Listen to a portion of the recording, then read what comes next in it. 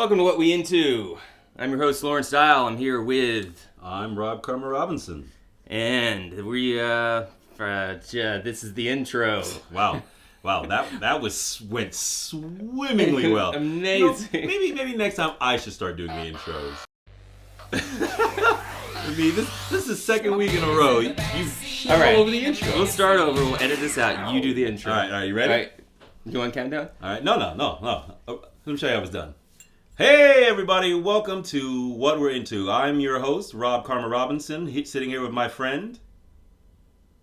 Oh, this is my turn. You son of a bitch! You son of a bitch! What We Into, this is our Christmas dump. Actually, it's our holiday dump episode. This is where you spend all the holiday eating everything. Literally everything. I mean, your parents are in town for a week. You go home, you see your family. I'm over 200 pounds for the first time in my life. Are you really? Dead ass. I literally am the heaviest I've ever been in my life, and that's from 2 weeks in Texas. Wow. Yeah. Like I think at my heaviest in the past 2 weeks I was 208 pounds. That's amazing, right? You went 8 pounds over. I know, which is unheard of in my life. What do you eat in Texas when you're there? I mean, dude, I did everything but eat Jack in the Box. That was the only thing. It's the only place I can get it. Yeah. Oh, nice. And I meant to get it before I got on the plane. I didn't. It was basically my diet consisted of ribs, Yum, tacos, yep, more ribs. Yep.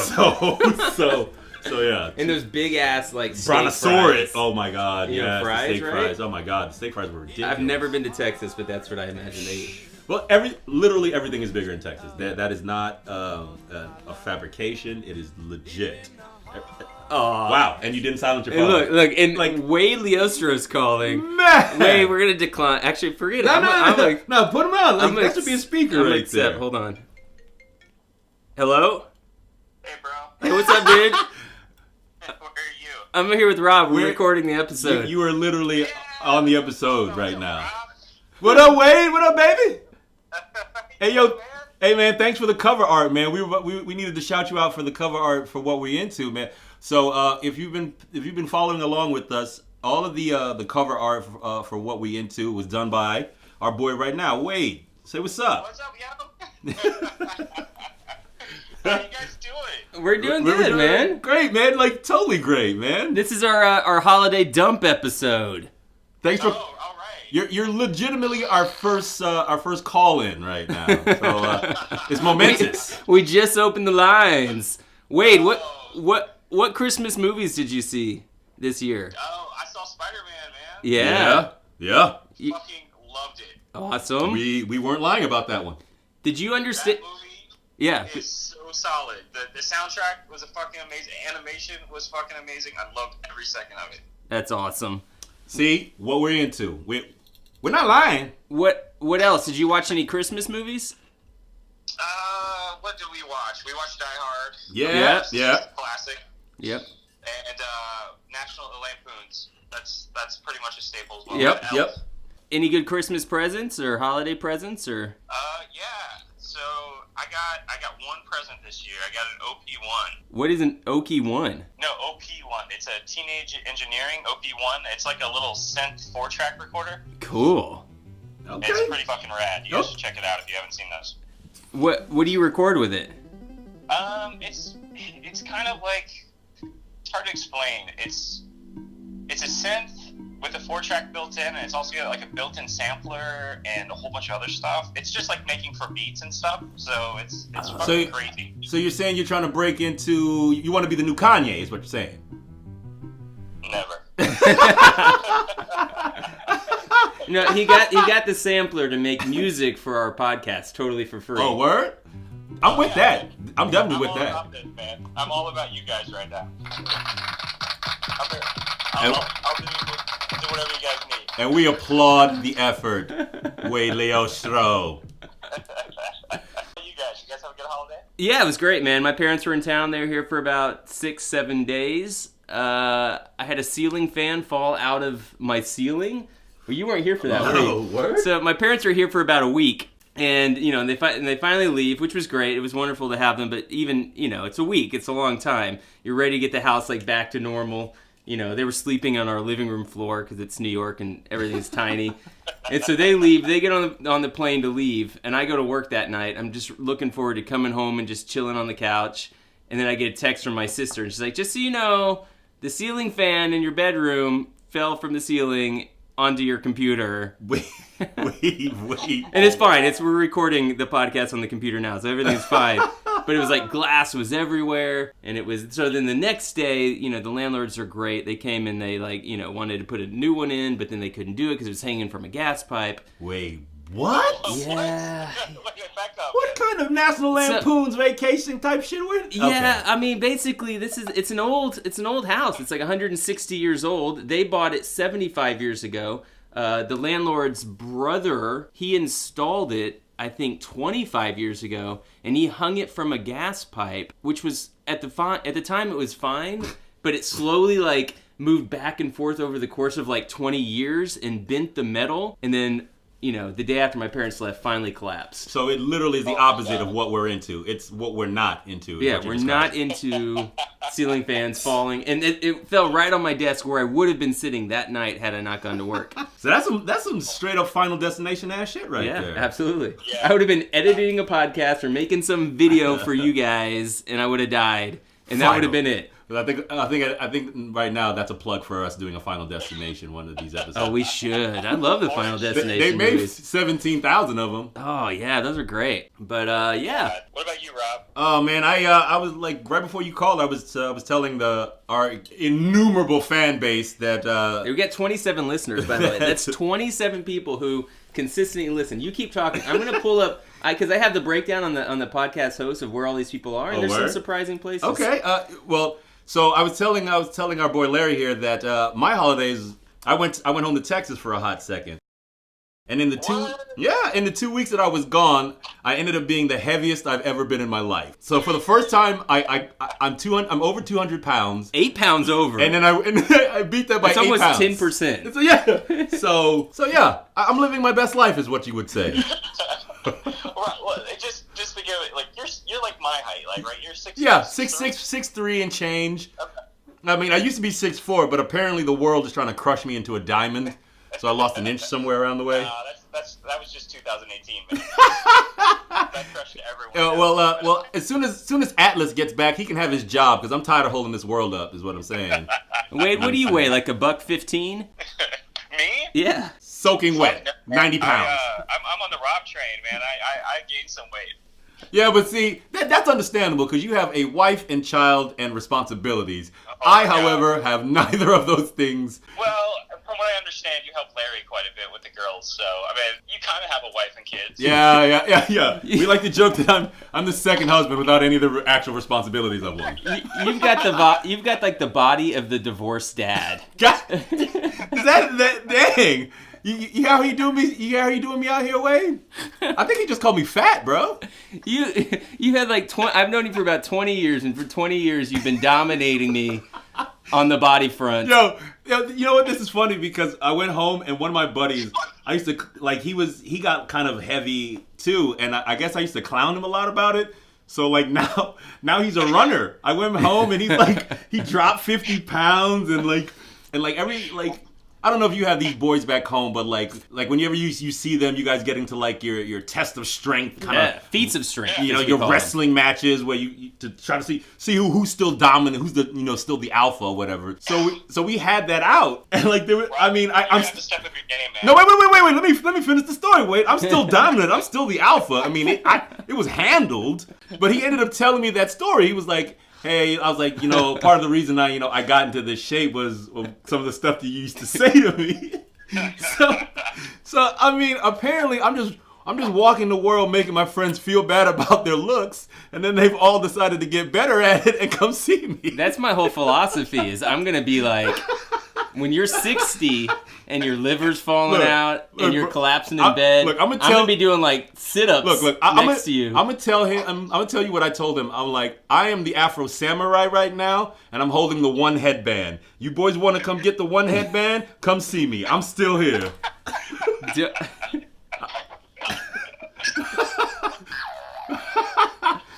So before I get you off the phone, I want to tell you the top cities where people are listening to our podcast, Wade. All right. Coming in first, Brooklyn, New York. We got 24 listeners in Brooklyn, New York. Bucktown, baby. Pew, pew, pew, pew, pew, Coming pew. in second somehow, and I don't know anybody from this location, we got 11 listeners in Brownsburg, Indiana. Brownsburg. What? Yeah. Who's in Brownsburg? Send us an email, whatweinto@gmail.com, and let me know who's in Brownsburg. Please. This shout it isn't. out. They don't actually have to be in Indiana. It could just be their phone number. Iowa? Is Iowa third? Yeah, that's got to be Adam Knight in Iowa. Oh, yeah. And then I got 6 listens in Tennessee, Nashville, Tennessee. And I don't know who that is. Okay, No okay. clue. Colorado Springs, I think that's my friend Susanna. I think that's her. Heathcote? No, different Susanna. Gershon Susanna. Then we got 4 listens in Mountain View, California. Whoop, whoop.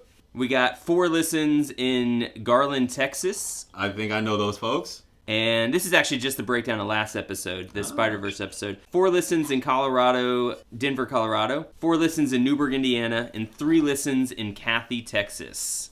Katie. Katy, Texas. That's got to be your crew. That's my people's. Yeah, so your crew listened 3 times. Boop, You were boop. there for how many days? I guess 12 days. 12 days. So that's an average of 1 listen One per listen 4 per- days.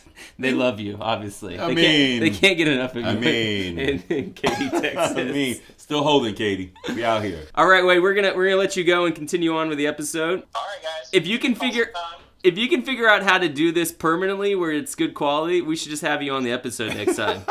Hey, I'll look into it. I'd love to chat with you guys some more, and I miss you guys. Miss Oh. you too, brother. I do. This will lead us into news. I do have one bit of news that you may have saw, but the Predator, Wade. Yeah. At the end, it has that terrible scene where like the Predator suit comes out. It's like an Iron Man suit with Yeah. like huge guns. Yeah. So apparently they had alternate versions Yes, of that I they saw that wanted to recently. film, with one of them being Sigourney Weaver wakes up, Right. It was the alien tease that they were teasing for it. Yeah. or the other one was going to be Newt wakes up and comes out of that coffin-like thing at the end of the Predator. I don't know. I'm so desperate for a good fucking alien I movie. know. And didn't that movie was like Why can't they get this shit 150? right? It was 150 something years before the Predator 2018, which is what the Predator took place in. So it doesn't make any sense to me. What were I they feel like the planning? timeline, they just messed up everything. Like, there's so many fucking timelines. So many timelines. So much money. So bad movies. I know. And, I think you guys talked about in your first podcast with the Neil Blomkamp. I would have loved to have seen that. Like the concept art was fucking amazing. And we're gonna talk about Bumblebee here in a little bit, but that's sort of what they did. It was like this reboot of the entire franchise, and they essentially said to all of Michael Bay's movies, like, nah, Go fuck yourselves. We don't need that. We'll take what we want, but no, Yeah. those don't exist anymore. Yeah. This is just a whole new thing. And that's I haven't seen Bumblebee, but I a friend of mine who did say that's almost exactly what he said. He said it was a great reboot, and from what I understand, they plan on continuing the franchise. And if they do, just based on the concept designs of what the Autobots look like, I'm wholeheartedly. What my friend said, he said that this was the Transformers movie we all wished they had made initially before they made those several terrible ones. Or just made instead of Those terrible ones. Yeah. Exactly. Yeah. I'm happy if they're going that direction, then good. Michael Bay, it's the same with the Fast and the Furious. People love those movies. True. I mean, they make so much money. I don't know who's watching them. Me. Those movies are better. The Fast and Furious, I will say, are a tier above the Transformer movies. By a lot.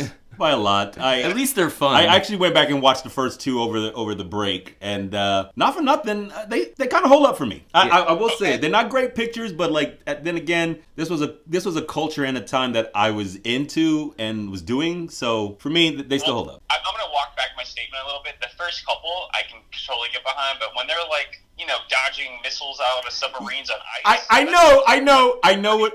I felt the same way, Wade, but if you think about the trajectory of those movies, they had to keep going. Like, I can't wait for the next one where they, I don't know, drive a car in space. Yeah. And, have it re-enter the atmosphere. It's going to be outlandish because those movies are outlandish. Every single time you get a Fast and the Furious movie, they do something so outlandish in a car. You're like, okay, sure, whatever.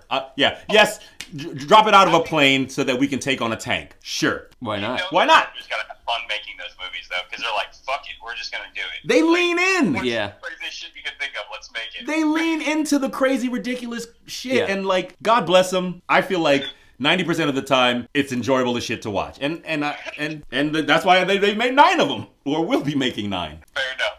Anyways, Well, buddy, Wade, it was hella great talking to you, man. But if we keep you any longer, this podcast will end up being 55 hours. You guys have fun. I'll talk to you later. Yeah, all bro. right, love you, buddy. Peace. Love you too. Bye, guys.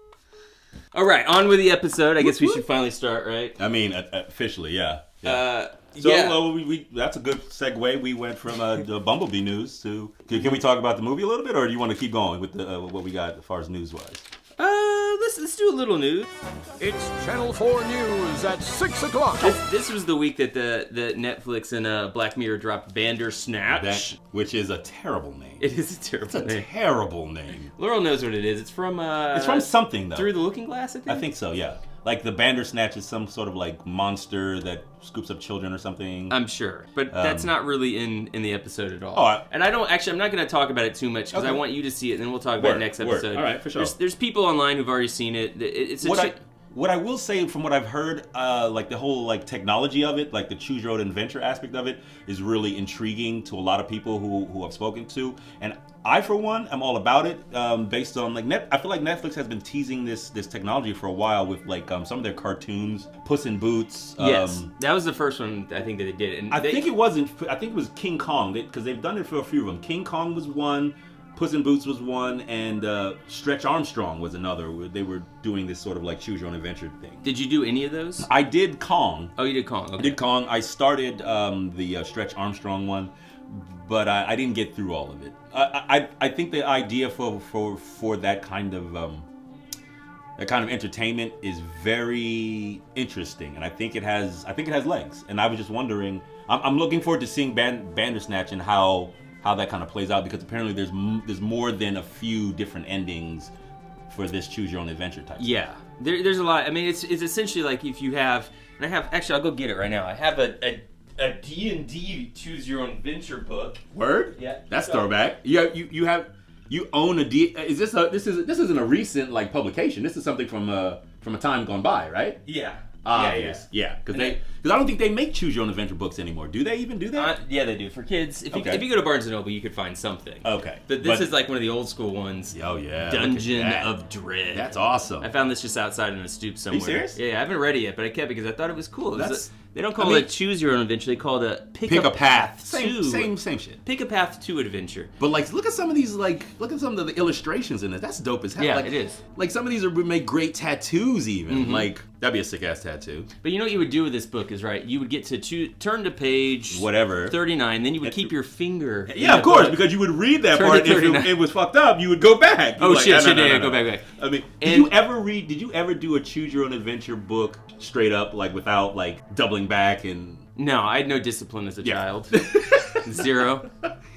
But I would read them all. Yes. But there would always be one somewhere through the book that you would find, and you couldn't figure out, at least 7-year-old, 8-year-old me couldn't figure out how you got to that part in the book. Right. And that was always interesting to me. And there's an element kind of that in Bandersnatch, the Netflix thing. I see. The problem I have, and I'm not going to we'll talk about it more, so we'll keep it brief. Right, yeah. The problem I have is that once I watch an ending to something, and the show gives you a chance to cycle back and change that ending, that ending is still in my mind. It's still in my head canon, you know? Interesting. And so I can't separate myself from that version of reality versus this other version. You know what? That's interesting you say that, and I think I want to talk a little bit more about this, but not right now, because I want to link it to, remember that game that Rami was in? Yes, Until Dawn. Until Dawn. Yeah. I couldn't get through that game because of exactly what you're describing. Yeah. So I think I know what you mean, but I want to save that till I've watched it so I can do a better comparison of Until Dawn and these two. Fun Rami Malek fact. Right when he was right after Mr. Robot came on, and it was like, oh man, this is gonna be successful. I was talking to him about the video game, And they paid him something like $15,000 to do that game. And he was like, fucking assholes.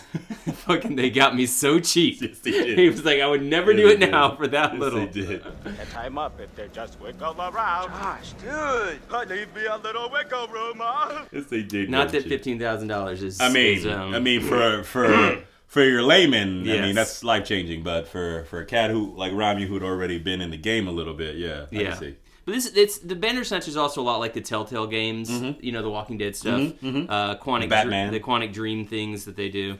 But we'll come back to it after you see it, because I want you to watch it. Yeah, I definitely want to. It's definitely on the docket. I just didn't get to it over the course of this holiday. Yeah, exactly. And here, even like the New York Times headline is Bandersnatch has many paths, but do any of them add up to anything? Interesting. And that's what it feels like. I feel like there was one that I read where they were saying that even the directors don't. They're like, there's more than 5. There's more than 5 endings or something, and even the directors don't even know how many. Yeah, I mean, what got really interesting is, and we keep talking about, but we'll stop. But basically, at the end, after you get your one ending, they allow you to go back, and then you will get to a point where the credits do roll. You don't have to go back at that point. You could just end it there. But I kept going through it and trying to find as many endings as I could, up to about 2.5 hours worth of watching. Wow. So how many endings did you end up seeing eventually? Probably 10 different things. Seriously? Wow. Yeah, but I would say only about 4 or 5 of them are the core endings, and then there's about 5 different subtle versions. And I'm glad that I stuck with it, because there's one ending which I won't give away. I felt like I had to actually kind of work to get towards. Interesting. And it was the most interesting ending out of all of them. But we'll talk about it more. All right, for sure. All right. All right. What else we got on the docket? Okay, so we did basically the Predator thing. We did Bumblebee. We got Bandersnatch. We got Bandersnatch. We can bring up some politics with Trump and his Game of Thrones poster. Did you see that? No, I didn't. Anyway, so he had like a cabinet. Trump had a cabinet meeting, and on the desk in the Oval Office or wherever they were was like a poster. It was a poster that came out in November that said sanctions are coming, and except that it still had the November date on it. And then later he came out with another poster that said, I think the wall is coming. Which makes no sense in the Game of Thrones. I mean, because let me just ask you, because this is like part of our Rob's predicts thing for the Game of Thrones. If there's a gigantic wall in Game of Thrones, what's going to happen to that wall, Rob? Okay. Rob predicts. Okay, so the wall in Game of Thrones, which it keeps out the others, these other the cats. White Walkers. All right, I feel like at some point these others are going to either acquire dragons or some sort of thing to get over this wall. Like the wall is not going to be a factor for whatever's coming. Like I feel like whatever's coming has taken its time to sort of prepare for this, and I think I don't know. Am I close? It's exactly right. Really? They got dragons? Of course. Because if you're gonna, I told you I don't even need to watch the shit, man. I can predict the shit. In the first episode, you're gonna set up a gigantic wall. Of course, it's gonna come down by the end of the season. Of course. Like, at the end of the show, right? And the White Walkers are going to come through. Like, so for Trump to put up a poster that says the wall is coming, is absurd. Did you even watch the show? No. Because if you did, of course not. Like the equivalent would be that the immigrants tear down the wall and storm into the castle, country, essentially. so that your wall was pointless. Okay, all right. Well, jumping off of that, we just lost all 3 of the listeners in Texas. Well, at least one of them might. But I mean, oh god. Anyway, go to your note. Let's move on. Well, I mean, jumping into some actual news that may make you smile. That makes me smile. Apparently, Marvel has acquired the rights to the X-Men and Fantastic Four. And in talking to the head of Marvel Development, Kevin Feige, he is talking that in the next 6 months, we could possibly see an integration of these new properties into the MCU. Awesome. Which is incredible and I think what that all means, and they said within the next 6 months, so it could have already happened. So ostensibly what that means is possibly we might see something like a Wolverine appearance in Endgame. I think, I was having daydreams about this. I heard similar things. And I was like, what if they got Wolverine? I think that would be great. I think it would be amazing. I don't want him to have a huge role. I don't think it needs a huge role. Like just a cameo. Absolutely. But then I started thinking, what if they gave cameos to every single TV, like Marvel TV property? No, they can't. They can't. They can't. But it's interesting that you say that because some of the possibilities, like there's some theories that of how Marvel could integrate these disparate, why the Avengers haven't run into mutant kind yet and things like that. Right. And there's a couple of theorized things that I always assumed that they had. They just never brought it up in these movies. Well, according to some of these theories, like one of them is that Scarlet Witch, which they have departed from her actual canon, is a mutant. And in the comic book, she's one of the more powerful mutants. To the fact that in I think it was House of M. It's a storyline from I want to say mid '90s, early aughts, where Scarlet Witch, I think something happens where like her kids die and she becomes so distraught that she says no more mutants and basically erases mutants from the fabric of reality. Scarlet Witch does. She's powerful enough to do that. Oh yeah, like she's like OP powerful in the comic books, like. Right. But not in the movies. Not in the movies. But she's the only one who can really stop Thanos. Right, which is interesting because she's also the linchpin for these Avengers team. Because Scarlet Witch was an X-Man, and she was also like on the Avengers, like a strong Avengers team in the early 90s. And her and Loki are about to get their own TV show. Really? Yeah, Scarlet Witch is getting her own TV show on the on the Disney Plus channel. Really? Yeah. Well, fascinating. That's interesting. Oh, all right. So should we press on with news? Yeah, sure. There's some other stuff to talk about. Do you want to talk about Pete Davidson and Louis C.K.? No, not at all. Or not at all. You can look it up. Google that. I know That's fun. Yeah, I know exactly what you're talking about, but no, not at all. I personally, I think that dude Pete Davidson is a douchebag, and if he ever listens and he wants to see me about it, fucking see me. I think the dude. I don't know. Yeah. I don't have really nice things Pete. to say, so I'm gonna refrain from saying anything more. Yeah, Pete, listen up, man. See me. Listen, your portrayal of Rami Malek. See me, bro. Not accurate, bro. Not accurate. Rami's got lots of energy. Oh wait, was he popping shit about Rami? Yeah, on SNL, yeah. And that was an SNL skit. Okay. We're just kidding, Pete. We love you. Maybe Rob doesn't, but I like you. You're fine. I don't like it. What was the other news in that? Well, no, I got it. Jordan Peele's Us trailer. Oh. Did you see it? No, I didn't watch it. You didn't watch it? No, I didn't watch it. Oh my god, I want to pause it and make you watch it. No, it's fine. It's fine. No, actually. Okay, I'll say I did see it. No, I did see it because it starts with the Loonies. They're in the car and there's. I did see it. I just forgot about it because I remember reading this article where like that song after got 5 on it. Right, and after people watched it, it was the most Googled song. It was the most Googled song. It's a good song. But the fact that people had to Google it just means to me like I'm like, if you don't know the Loonies, I got 5 on it. Bury yourself, not kill yourself. Just bury yourself in dirt. I think we're dating ourselves with that though. With that comment, I feel like we've dated ourselves previous to this point. The movie's got to be 20 years old, or the song's got to be 20 years old. At least 20 years old. I'm gonna Google it right now and just it's at least 20 years old because I remember it from 1999. Probably earlier than that. 99. Let's see. You can tell me. 1994. Released in 95. See. Yeah. See. 90. I was 15, so that's that. So it's well over 20. It's 23 years old. Yeah, so that's why they Googled it, bro. I mean, there were people who had never even heard that song, which is absurd. Bury yourselves. That trailer looks great, though. It does.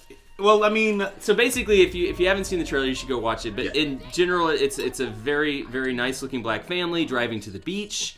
And they get to the beach, they meet their white friends, they move into a beach house, they're like having a little vacation, and all of a sudden they look out their window, and there's 4 people standing on their driveway, and they look just like them, but they're wearing like Slipknot masks. Like they're well, Google Slipknot because that's true. I mean, you're gonna say Slipknot, motherfuckers are gonna be like, God, I have no context for anything now. I have to just Google. If you don't understand anything we're saying, just Google it. Or kill yourself. Maybe I've said it on other episodes. Maybe you're 12 years old and you're listening to this podcast and you're like, I have no reference for any of this. But it looks great, and Jordan Peele has come out and said it's not about race, but it's about how we are our own worst enemies. Interesting. Like I said in previous episodes, I tend to see a trailer once and then keep away from it until all the hype has died down. Then I can go back and watch it with fresh eyes and without like my own brain being like, well, here's what's gonna happen, bro. Did you like Get Out? I did. Yeah. It took me a long time to see it. Me too. Because for one, I was like, yeah, I don't want to do that. I don't want to see that movie because it kind of mirrors my life. Yep. And I don't need, and that's exactly how I felt too. So it mirrors my life up and down.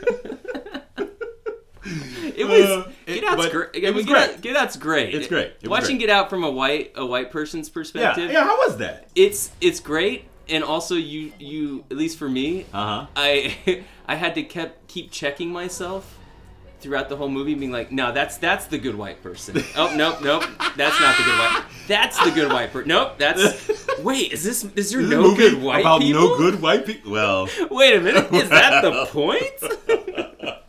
Entire movie. Oh man! I'm like, no, the girlfriend, she's gonna come back in the end. She's really not good. Yeah. But yeah, it was a movie that, like, by the time I finally watched, because I had the same feeling, like, oh man, I don't know if I want to spend 2 hours thinking about this deliberately, because I'm white and I can avoid it. I cannot think about it if I choose to, and so to pay money for it, to sit down and.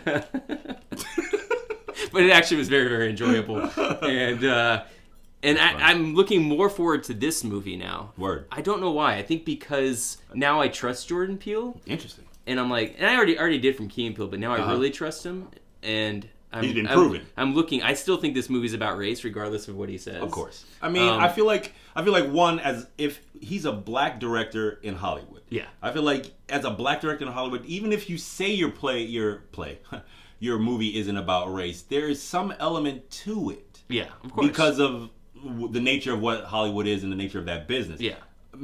I may be completely inaccurate about that because I don't think so. I'm not up in Hollywood like that. I don't think. I mean, we're essentially, like, the United States is a white normative society, so to have a movie about a black family directed by a black man, it's impossible to separate those two things, I think. Well, I only bring it up because of the flack that what's that Green Book? Yeah, Green Book. Mashallah Ali and oh boy. Viggo Mortensen. And did you hear what happened on that? Yeah. I heard he dropped the N-word. In an interview about the movie. In a discussion, in an interview. But and then apologized later, which, whatever. That's whatever. I don't think he was being malicious with his intent. But, like, the fact that movie got panned in the way it did because, once again, like, people, I don't know if you read anything about Where's he from? He's from New Zealand? Yeah. He's an Aussie. Yeah, so he's got an entirely different set of cultures. And, and not to defend him. I don't think he was malicious in his intent. I think he was just in the discussion of it. It came up, and he was like, "Oh, wow." Yeah. He should be aware though, because he's a Hollywood actor. He spends a lot of time in the United States. He should know better. But at the same time, he is coming from a different culture. Right. But yeah, I did hear about that. He dropped the N-word just in a discussion of the word. Mm-hmm. But that's. Oh man, we could go down that rabbit hole. Maybe let's not go down that rabbit hole. I only brought it up to say that movie got panned because it I heard it was really good. I heard the opposite. I heard it was sort of like white people patting themselves on the back for being like, "Oh, look at how he took." Like, yes. It's not a movie I would make right now. Yeah, that's what I read from the reviews of it, at least from the ones that came through my feed, was that it was really sort of like a movie where white people could sit back and enjoy themselves because look at how far we've come, or look at the progress that this one guy allowed us to do. Like, it makes them feel good. Don't feel complicit, right, about the current systemic racism in America. It made them feel good. Ignore that for a moment. Yes, so that was its main critique from, I guess, the I don't know, Black Twitter or whatever that thing is, but I love Black Twitter. Black Twitter's hilarious. Really? Yeah. I just found out about Black Twitter. I was home recently. My buddy was like, "Yeah, this is stuff Black Twitter says." And I was like, "Really? Yeah. That sounds like shit that I say." Yeah. So I guess I'm Black Twitter without knowing Black Twitter. Yes.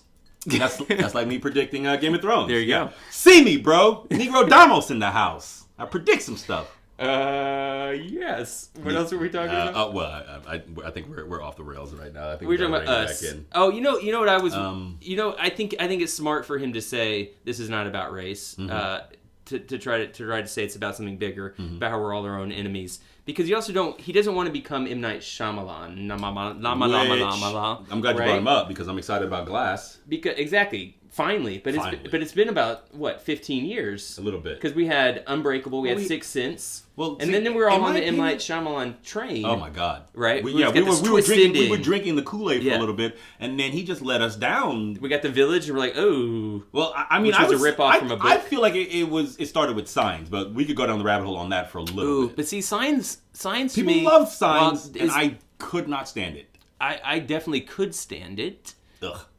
It's a weird movie that like I know is bad, but hits me right in the feels. See, you know it's bad. I know it's bad. And but when she's like swing home and like then we finally understand. Oh man, it just gives me chills. Really, the swing home?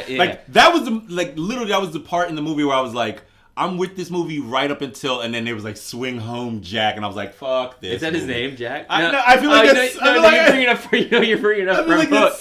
Yo, Run home, Jack. That's what it felt like to me. It felt like that moment in Hook, and I was like, Hook is no. Hook is so good though. Oh well, don't even get me started. That's why I had issues. I was like, you guys are legitimately just ripping off the feelings from Hook right now with this moment. And F you, M. Night. I was done with them after that. So Jordan Peele does not want to become the new M. Night. He doesn't want to be doesn't want to be the director that only writes about race issues, where every movie that he makes is seen through the filter of race.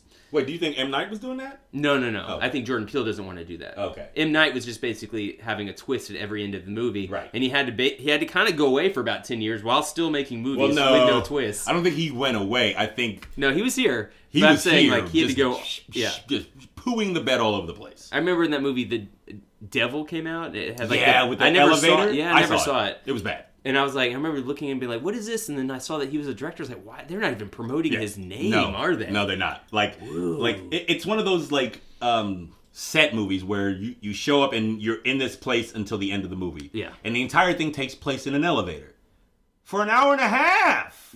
How interesting could... You know what? I'm not even... That's like a play, man. If you're going to bore us, put it in a play. Well, I mean, they did it better with Hateful Eight. Hateful Eight was one of those movies where it was like time and place, and we sat here and here are these characters that come in, and it's awesome. Did you like Hateful Eight more than Django Unchained? I think I liked them both, equally. Because they were disparate movies, but they each had qualities that I really enjoyed. Because I only saw both those in theater, and I was listening to a podcast recently, and they were talking about Django Unchained. Mm-hmm. And I was like, I should watch this again. It's hella good. Yeah, it's hella good. It's brutal. It has those moments of brutality like 12 Years a Slave, but it's interspersed with like superiorly hilarious light moments, like when the KKK are meeting for the first time and they can't see through their hoods, and then the one guy's like, my wife made these hoods. I imagine it's very real. That's exactly what I was like. That happened. I feel like it was an improv moment where they put on the they put on the capes. And they're like, oh shit, we can't see shit out of this. They're like, that's really funny. I feel like that was something that Tarantino would like, wouldn't it be funny if these Klansmen couldn't see through their hoods, and it was because one of their wives and like I could just see Tarantino shitting himself with his ingenuity, being like, I'm so funny. Look at how I do this. I hope so. I hope he was shitting himself. Let's move on. What besides the Christmas movies you watched with me, what did you watch with me? We watched Die Hard. Okay, we definitely watched Die Hard. Let's see what else. As far as Christmas movies, did we watch Christmas Vacation? Oh, no, we didn't. We didn't watch Christmas Vacation.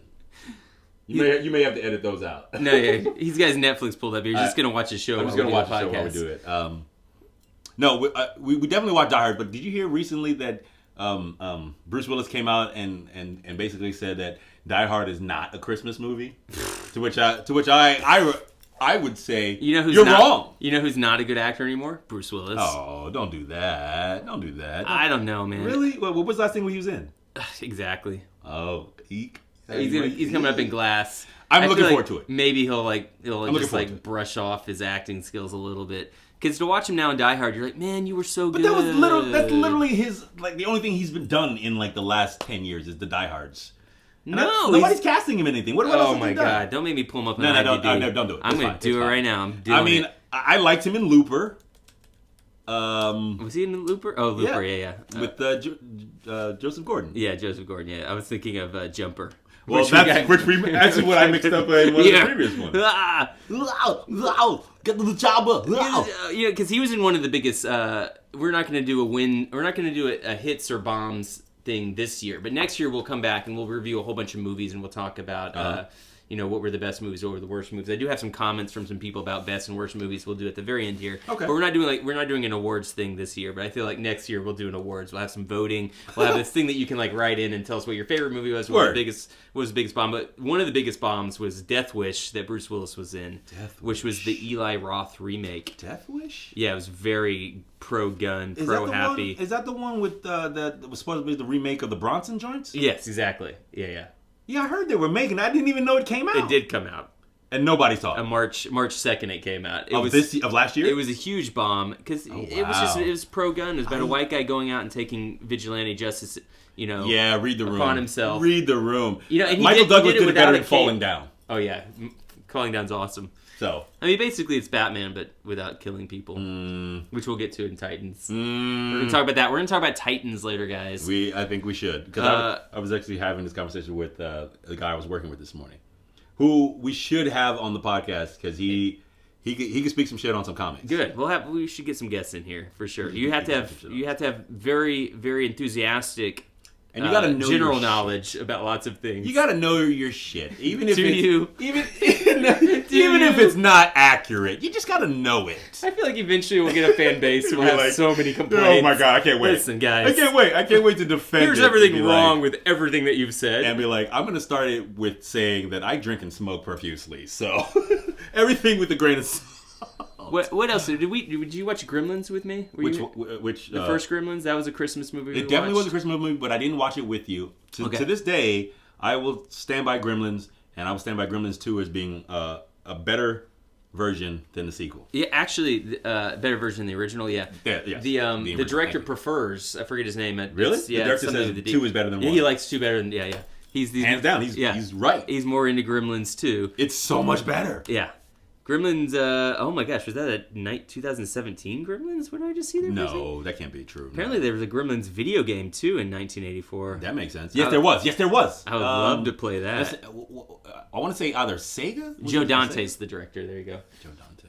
Sega. No, not 1984. That's got to be Nintendo or Atari. Atari, yeah, exactly. Okay, it was definitely Atari then. Gremlins 2, The New Batch, 1990. Wow. Yeah. It was great. Yeah. It was great. It was still good. It's still really good. You think it holds up still? Yeah. All right, we should for sure. And we should review that. I think there's a racist moment in the beginning that's unnecessary. Word? Yeah, it's like when he's talking to his neighbor who's got the. I'd have to really go back and think about it. I tried to because we were wrapping gifts and or unwrapping gifts or cleaning or doing something. It was on in the background. And you were like, huh? Yeah. It's the actor who I forget his. Not to mention that the first part with all the Chinese stuff. Well, the Asian tourists and the cameras and that. Yeah. Corey Feldman, he's great in it though. That's right. Feldman was in it. God, what is the guy's name? I can't remember. Whatever, I'll find it later. But Hoyt Axton is really good in it. He's the dad, the adventure dad, who nothing works, but somehow they have this 2-story really nice house. I remember the motherfucker from the Munsters being in it, and that for me. Is that the dad, Hoyt Axton?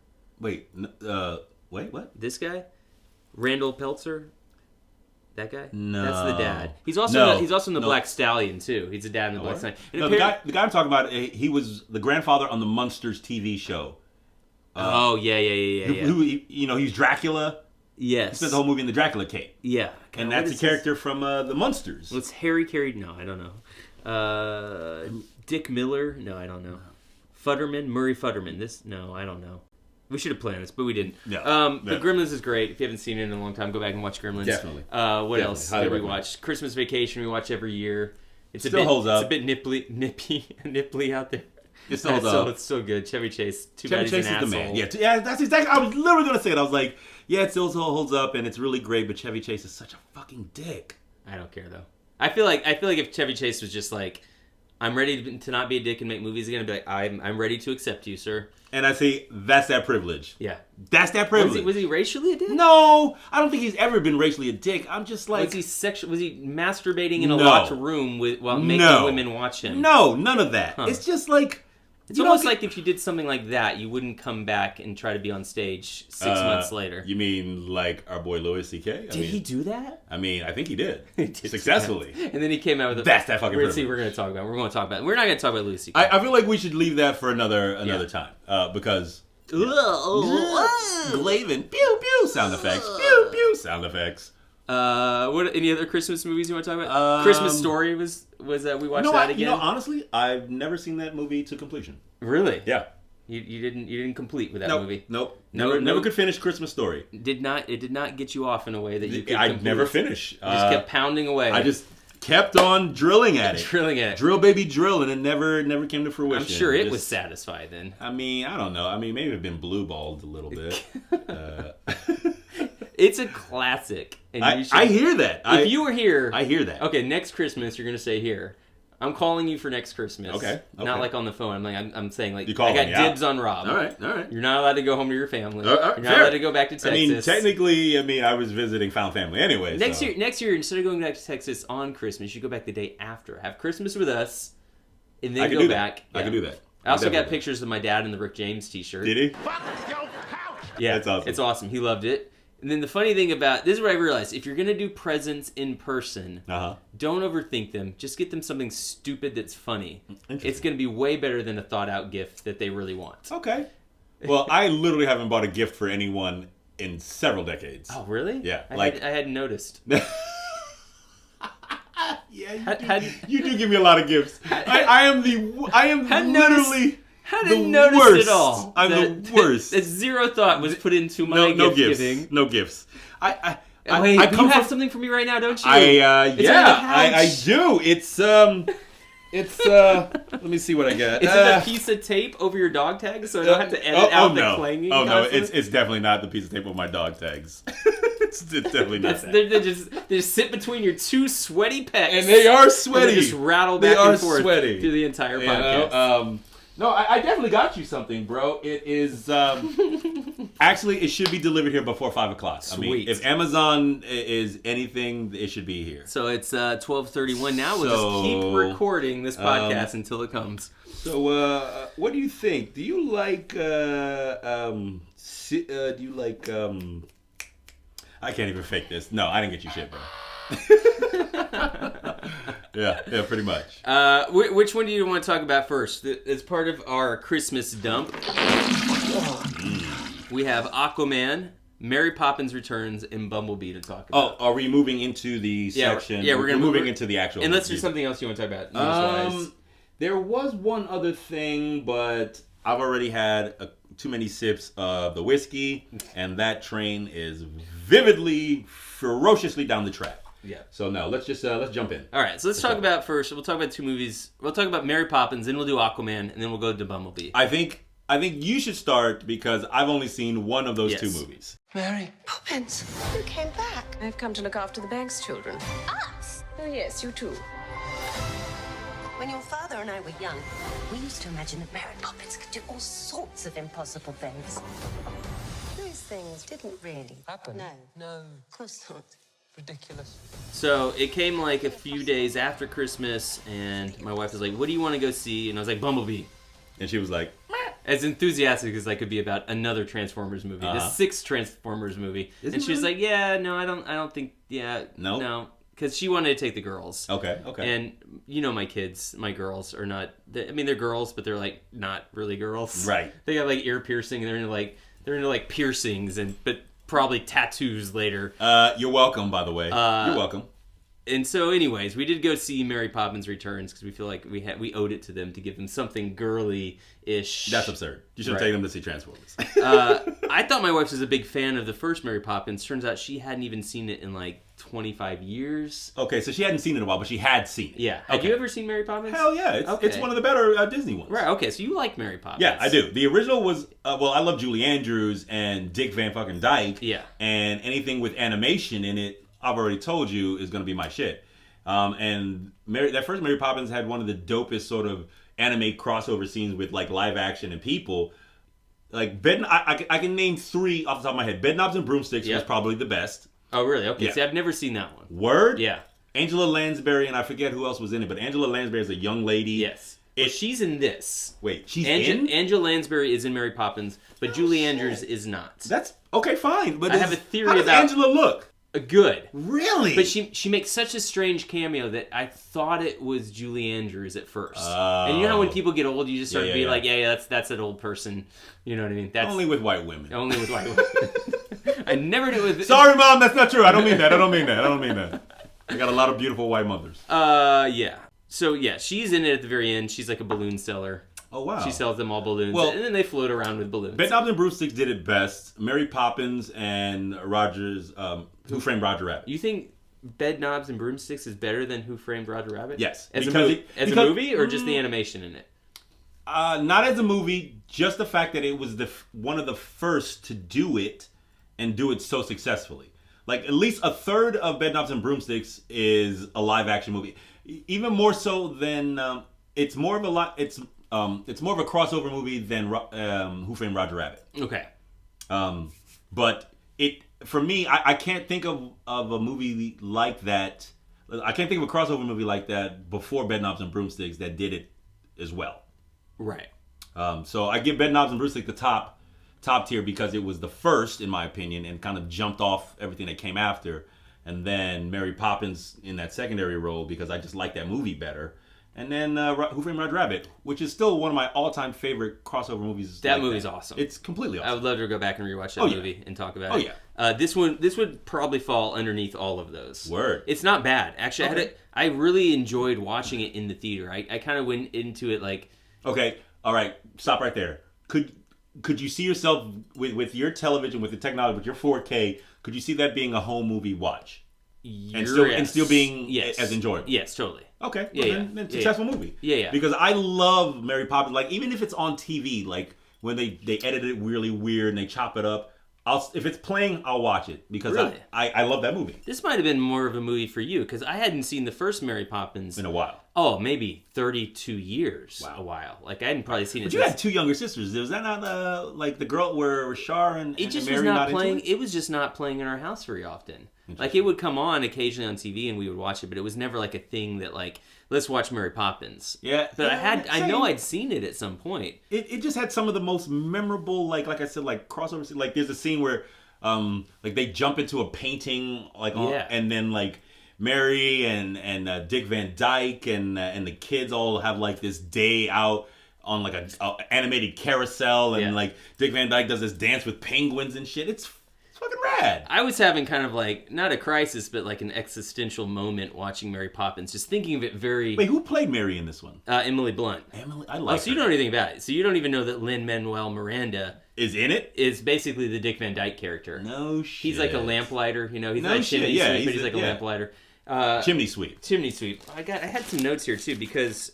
I had to like look up... you took notes for the Mary Poppins? No. I just had to... Because there was a book, I forget the author's name. My wife knows it. You know it if you want to Google it, go ahead. But the book came out in 1934. But the first movie is set in 1910. Interesting. But released in 1964. Also interesting. Which is an exactly 54-year difference between 1910 and 1964, which is exactly 54 years after 1964. It goes to 2018. All that math just made me go... Yeah, exactly. Didn't matter. Pew! This movie, Mary Poppins Returns, is set in 1930s. So is it after the first one? It's a sequel to the first movie. Talking about the World War? No. Is it? Yes, it is. It's after the first. Yeah. So the kids that you remember, the little girl and the boy, the brother and sister. They grow up. Yes. So they grow up and have kids of their own, and then Mary shows back up to be like, not with each other because they're brother and sister. Right. They conveniently kill off the wife. The dad's left. Wait. So like both siblings are single parents now? Yes. Well, she doesn't have the older sister, who's played by somebody here. I'll figure out real quick. Not Emily Blunt. Emily Mortimer plays Jane Banks. Okay. Right? Right. She does not have kids. Okay. She's got to be in like her early 40s. Is not married. Does not have kids. She plays sort of like the possible love interest to Lin Manuel Miranda.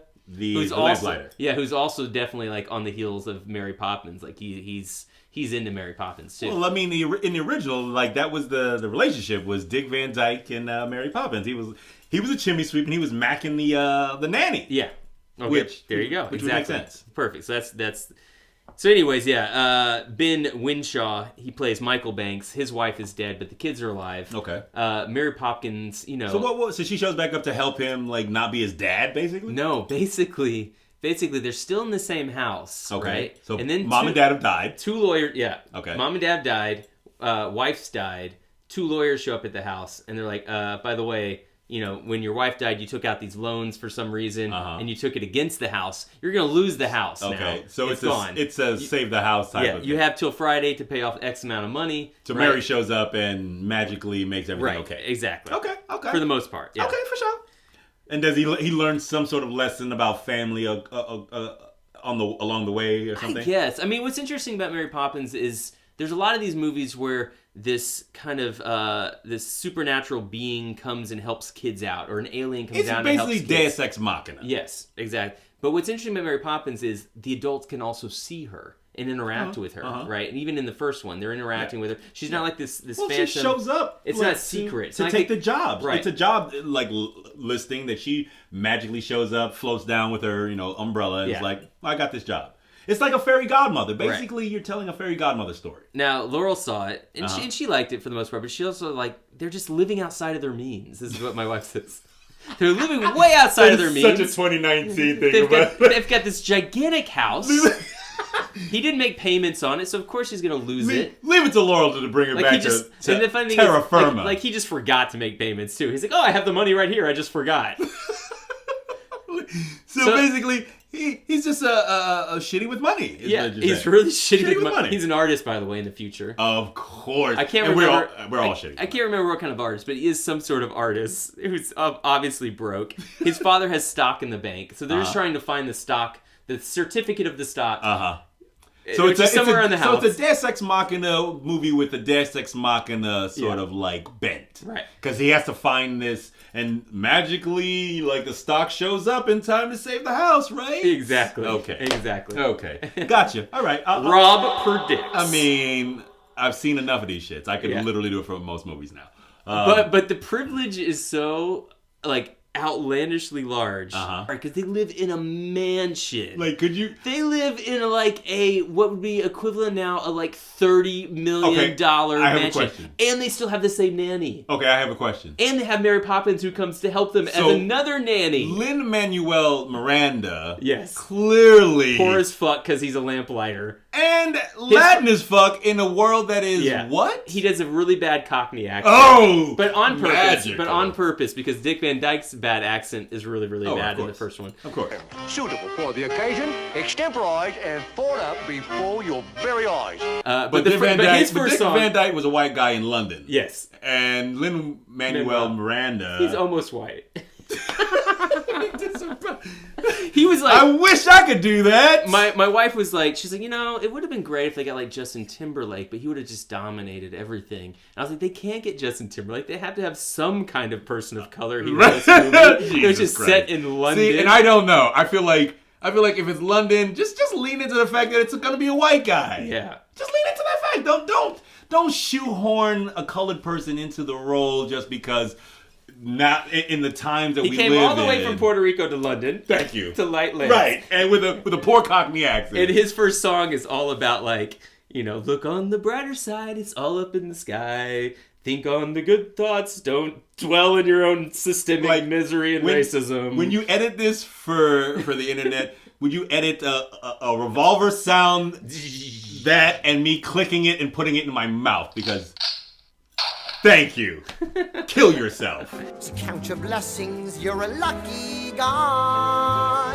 For you're underneath the lovely London sky. He's good though. Of course. Well, he's Lin. Okay, let me ask you a question. Shoot. Does he rap in this? No, he does not. Yes, he does. He does? Yeah. Oh, then that's awful. So there's in New York Magazine, there's this little interview with him. I should have said, of course he does. And so he raps in everything. They say, there's been this small, silly controversy about you rapping in Mary Poppins. And what he says is, it's so funny. I remember when Run DMC came to see In the Heights. That was his first musical. It was a big moment for me. That's awesome. Reverend Run said, this just reminds me that we are part of this very old legacy. Theater was in verse for way longer than it wasn't. Pinter and Tennessee Williams is the innovation. Real. What's incredible is that hip-hop has so changed the world that now rhyming verse is being retrofitted and defined as hip-hop. People use the word rap and they try to use it as pejorative. Like, here's how they've ruined Mary Poppins in 2018. Once upon a time in a nursery rhyme, there was a castle with a king hiding in a wing, because he never went to school to learn a song. Interesting. I mean, that is a hell of a defense. Like, honestly, Yeah. I take back most of the awful shit I just said in the last 30 seconds. Yeah. So, There you go. They also go on to ask some questions. Where do you come down in the current Broadway debate about reviving classic musicals with problematic material? Shows like Carousel. He says, it's a fine line. I love that production of South Pacific, which I thought was a straight-ahead, amazing adaptation of that source material. But you saw the black soldiers singing separately from the white soldiers. They didn't discount that reality. It was so smartly done. You know, the F word was in the original lyrics of Company, and Sondheim very simply says, yeah, I took it out because we don't use that word anymore. It's not that he's a monster for writing that in the first place. It was a word that was used very casually, and then when it wasn't, he changed it for something else. That's what's up. I call that whitewashing. No, I call what they did to Ghost in the Shell with Scarlett Johansson whitewashing. Mic drop. Yeah, so Angela Lansbury, she's in it. Awesome. Julie Andrews is not in it. Lamplighter Jack. That's awesome. You know, he's fine. Lin Manuel's fine in it. He's okay. For sure.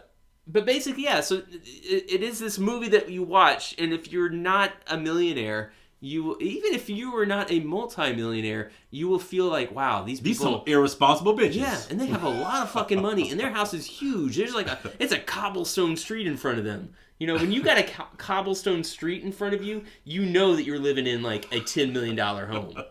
It doesn't matter what year it is. I feel like you should go to Home Depot and just get some cobblestones and just put right out front. Just right out front of the And so right when I'm at my most cynical, the second song comes on, or third song actually, and it's all about like using your imagination and like letting kind of the world just, the real world just kind of disappear and using your imagination for joy and entertainment. And then I just kind of let it go and just watched the movie and had a good time. I suspect, and I'm never incorrect, that you're far too old to give in to imagination. So, and then immediately as the movie was over, it was like, nah, they some rich motherfuckers. So what? Was it worth the price of admission here in New York? Because I feel like that's the barometer. I feel like if you're going to see a movie in the theater in New York City, was it worth that $20 ticket price that you paid? No, but it's oddly very comparable to Aquaman, which I'll talk about in a little bit, and very comparable to Bumblebee in another way as well. Okay. So in the sense that it's a large spectacle movie that's done very well just for enjoyment. Okay. So let's jump into the segue of jump into Bumblebee for me now.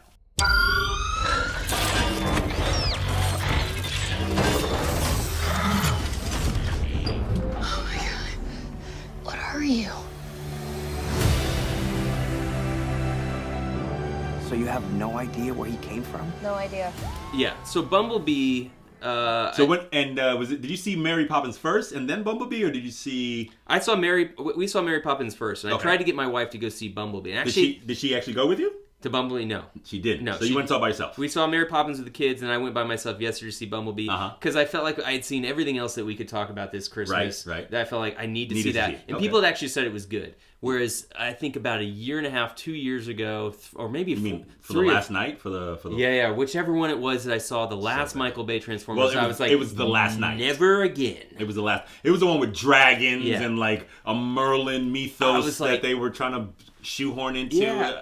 I used to just get stoned and put the movies on and like late at night and knew I'd fall asleep. And they were kind of fun, but also just so bad. Well, this was one of the things that we talked about in one of these previous episodes is that for good or bad, those initial Transformer movies were kind of like a really long 80s Transformers episode. At least that's what it felt like. It felt like if you were going to take the cartoon from the 80s and transcribe it to a live action version in the aughts or whatever, that this is what it would ostensibly be with the technology that we had. That's what it felt like. That's what you will think until you see this movie and you realize this movie does it so much better. Yeah. And that's literally what I've been hearing from my friends who've seen it. All of the bad things in this movie, like John Cena's really bad. I've seen firsthand. These things really are. Oh, Cena's in Bumblebee? In Bumblebee, yes. Okay. He's really bad. He feels like he's in an entirely different movie. And it doesn't feel like it's his fault. It feels like... That was direction. Yeah, it feels like the director had an assistant director and was like, go direct all John Cena's stuff. There's something to do. and he feels like he's in a completely different movie. Okay. Because I've seen him in other things and he is funny, but this he's not. He feels like in a different movie. Who is he in this movie? And what John Cena? Is he the bad guy? Is he the guy who's trying to catch the Transformers? Or is he like... He would be the bad guy in your standard movie. He would be the bad military guy that would be hunting Bumblebee. Yes. And then at the end, Bumblebee would save him, and he'd be like, you know what? You all guys right. are okay. You're one of the good ones. Except they don't really commit to that idea. They make him kind of funny and slightly a good guy from the beginning that's still hunting Bumblebee, but you know he's never going to do anything bad to Bumblebee, and you just see it all coming from a mile away, but it kind of doesn't matter. Right. Because it feels very much like the cartoon in that sense. Like there's some scientist, there's a... Well, you know what, for me, when I saw the trailer for it, I got excited.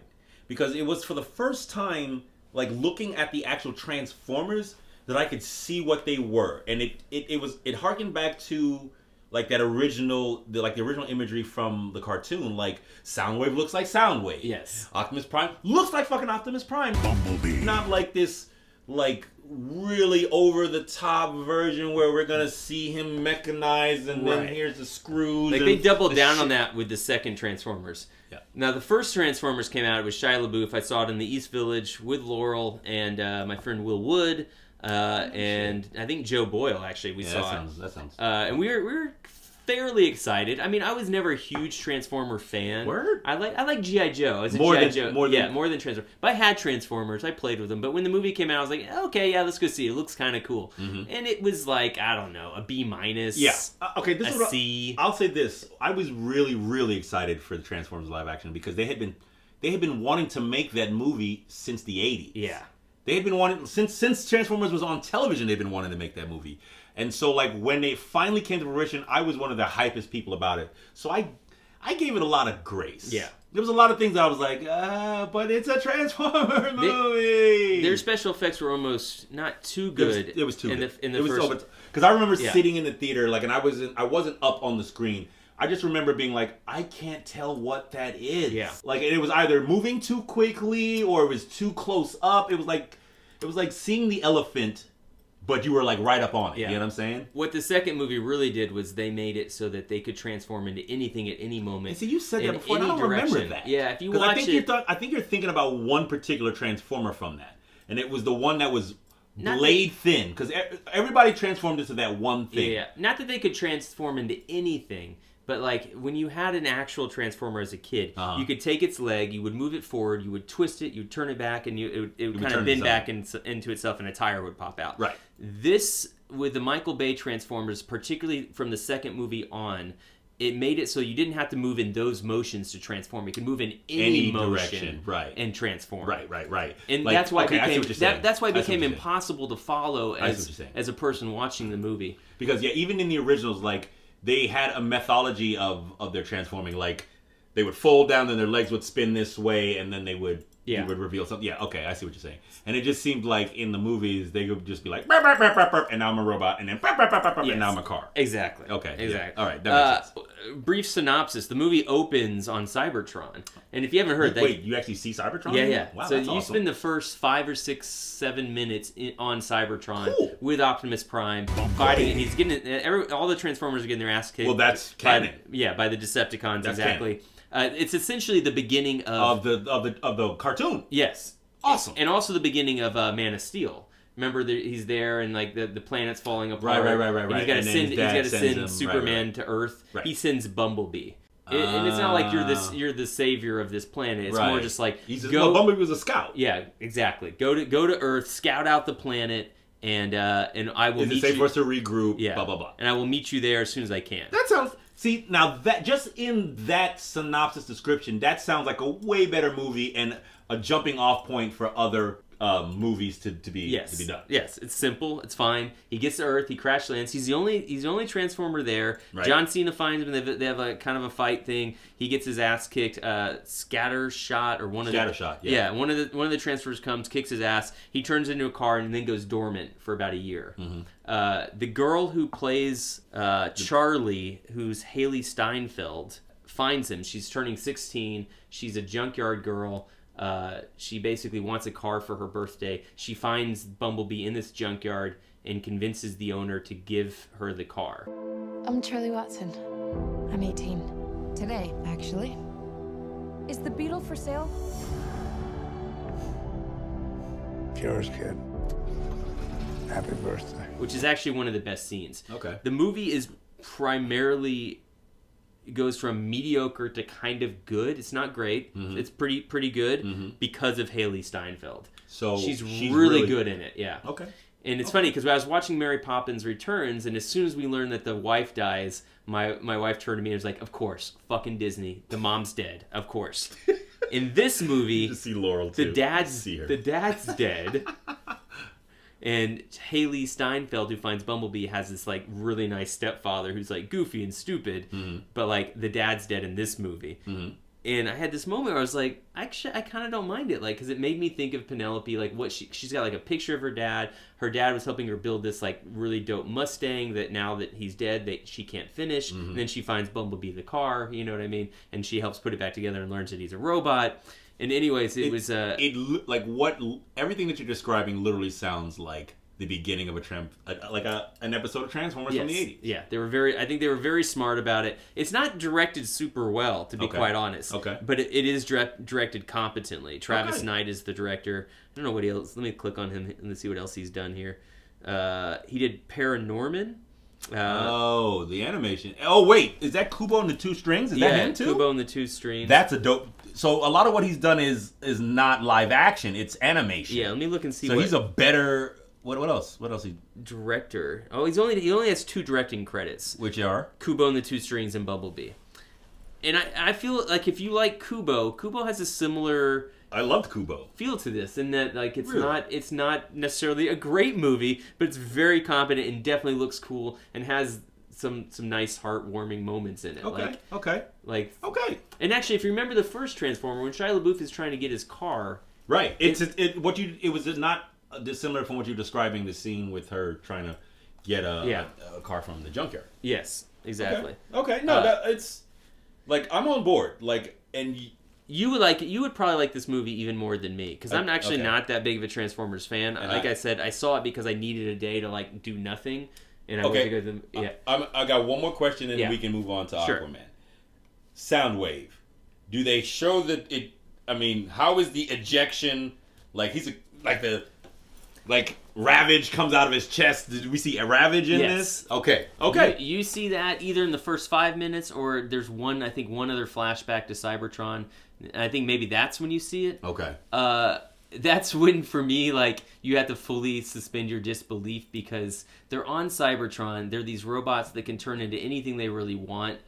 But they all turn into cars and things. You don't see it on Cybertron, but you do see that cassette recorder thing. So it comes out as a cassette, and you're just supposed to be like, why is he a cassette? You have no idea. I'm sure they can come up with an explanation, but don't. And they don't, thankfully. They're just like, he's a cassette. He comes out of a chest because that was the toy that he was based off of. Awesome. So just deal with it. Awesome. Yeah. That's great. I love it. So you will like it. It's 7.3 out of 10 stars on IMDb. That's all right. You know what it basically is? It is Iron Giant and E.T. with Transformers. Your Iron Giant was a dope ass movie, and E.T. was a dope ass movie. It's not as good as either one of those movies. Okay, but that is the movie that it is. Okay, I'm with that. You must protect Earth and its people. Take it down. My back, me. So Aquaman. In the great tradition of podcasts, the co-host must give the synopsis. Okay, so basically we're getting an Aquaman origin story. But it's post Justice League movie. So all the events of Justice League has happened, and Arthur Curry, or aka Jason Momoa, aka Aquaman, he is now taken to the seas as sort of like an arbitrary. I'm not really into protecting the seas, but I'm into protecting my interest kind of thing. And so he shows up, and he's basically like a beach bum, but if you in the ocean sense of the word.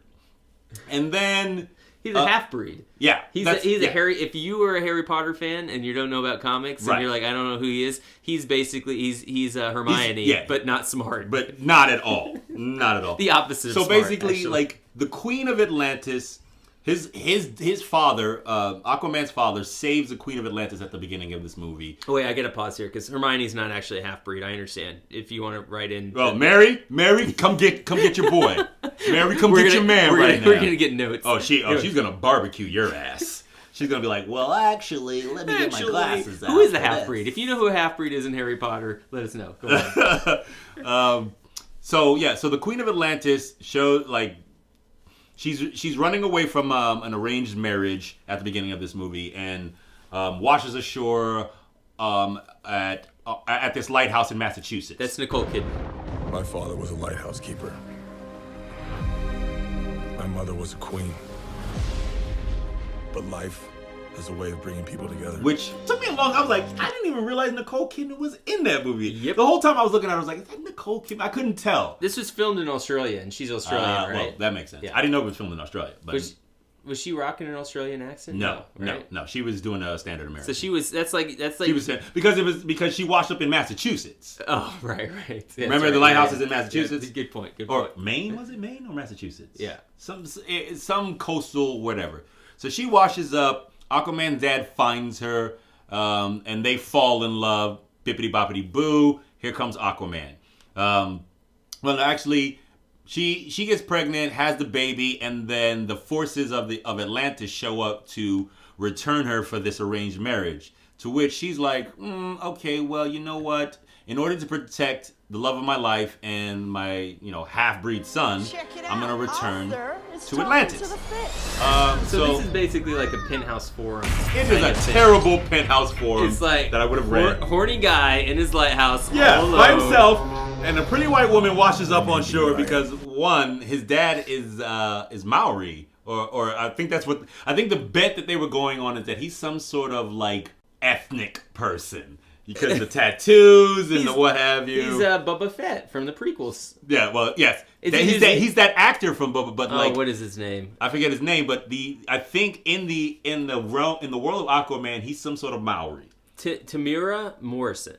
Based on the tattooing that they have. There you go. This dude. Yeah. Well, I know the act. I think he's Maori. I think he's some sort of like or Tonga or like. Jason Momoa loves Tamira Morrison. Yeah, because he's New Zealand. He's a New Zealand. Is he New Zealand? Yeah. Okay, that makes sense. That makes sense. But so long story short, Aquaman grows up with a chip. This is not a short movie, by the way. Not at all. 2 hours and 20 minutes long. It's almost two movies in one. And I thank them for doing it this way. Me Me too. I thank them for doing it this way.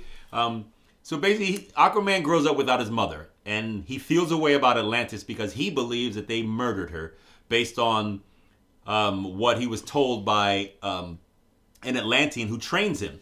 So over the course of him growing up, he gets trained by this Atlantean to sort of like master his Atlantean half, and that's character is played by Willem Dafoe. Yeah. I fucking love Willem Dafoe. I'm just gonna say that right now. In everything. Even the worst things. Green Goblin. Love Willem. Even that. Yeah. I love Willem Dafoe. Go back and look at his canon. The motherfucker does dope shit.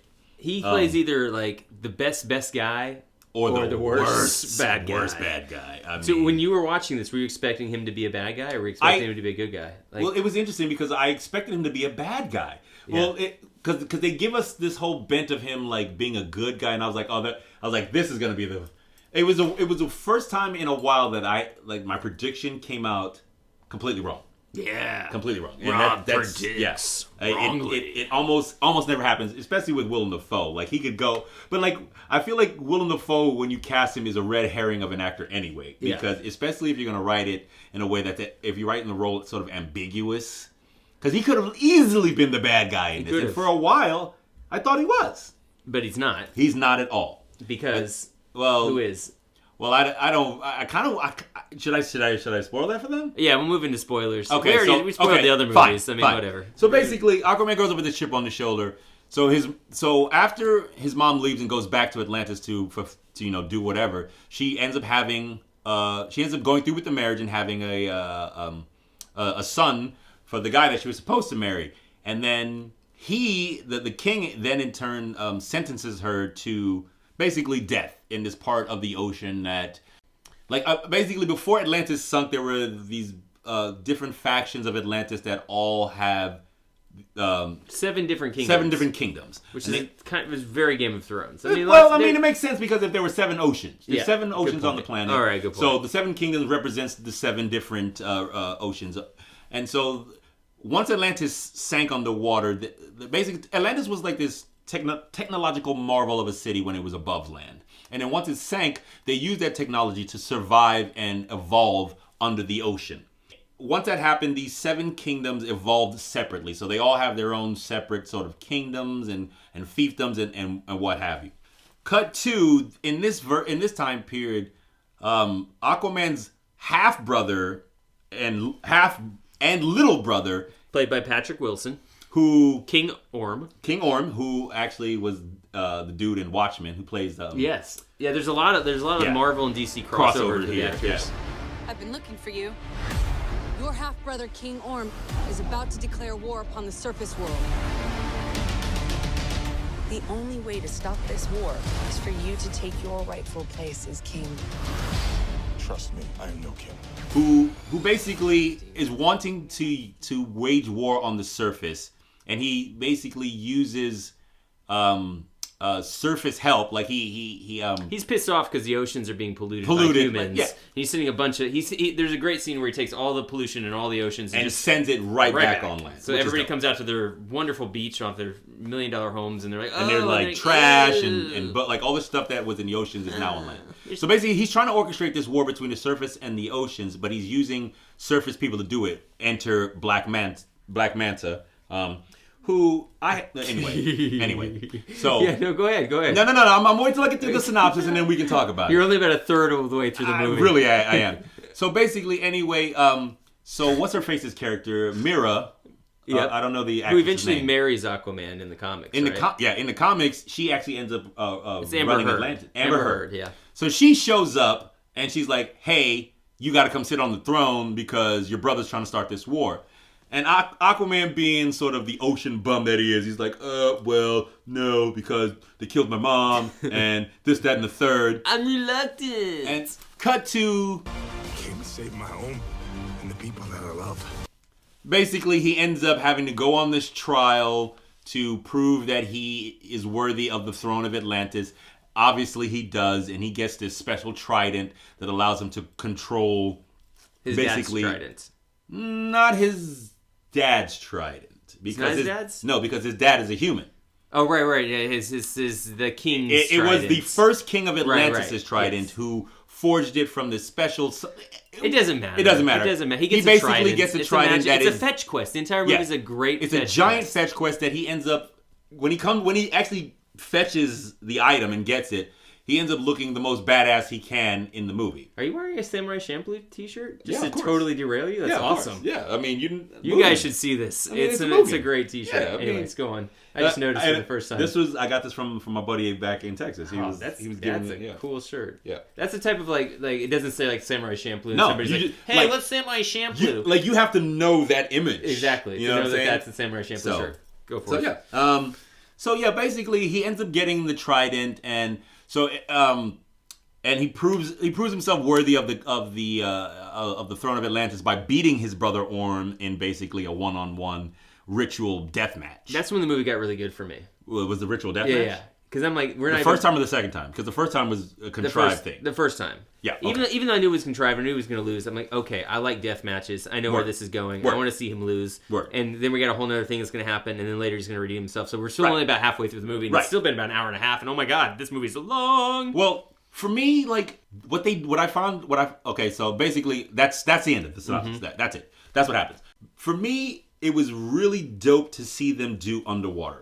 I think underwater action, like the way, and like just having people like float, like have the ability to look like they're floating and talking and like their hair's moving. Yeah, in like water, they like I believe that these people lived underwater. Yeah. So for that, kudos. It's hard to do. But they also don't overthink it. You know what I mean? They don't really like go into some in-depth analysis of why we can hear them underwater. Right. No. Apparently, whenever they would come out of water, they would like throw up the water if you look close enough. But you could also totally miss that. I totally did. Yeah, I never noticed. They don't overthink it. It's just a big dumb movie. And the reason I wanted to compare it to Mary Poppins is Mary Poppins has this song where it's just all about suspend your disbelief and use your imagination and just have fun and enjoy yourself. And when you're watching Mary Poppins, you're like, oh, I should do that because as an adult, I don't really listen to my childlike innocence as I used to. As someone who's gone to acting school, it's been literally beaten out of us. Like they want you to be as creative and imaginative as possible, but when you get there, they're like, stop being creative, stop being imaginative, because we're gonna break you down to make you a better actor. your trauma. A better actor. You know what I'm saying? Yeah, focus on the trauma. Dig up the dead puppies so we can get into that shit. Let's give you issues so when you get out of here, you have to fucking pay for therapy. And I'm like, but Aquaman, right? It's just a big movie with lots of big underwater cool set pieces. This is what I will say for Kingdoms. I think that Aquaman took a page from Marvel. They took the Marvel playbook and they basically just ran that playbook. Yeah. They were like, we're gonna focus on what this character does well. We're gonna focus on telling a cogent story and not be all over the fucking place. Mm-hmm. It was a great origin story, although I had problems. Even though it wasn't an origin story, interestingly. And that's what that, because there's about I don't know, a third. Well, it was. Because we we get like where he comes from, why he's motivated to do the shit that he does. But as they're telling it, you realize, I don't really need a lot of motivation. No, because he's Aquaman. Nobody. We already got the Justice League thing, which we didn't care about. We already got like his hint in whatever it was, Batman v Superman. Mm-hmm. Like we don't need a lot of origin. Not really. Yeah. So it was. I like that they gave you all of it though. Yeah. I like that.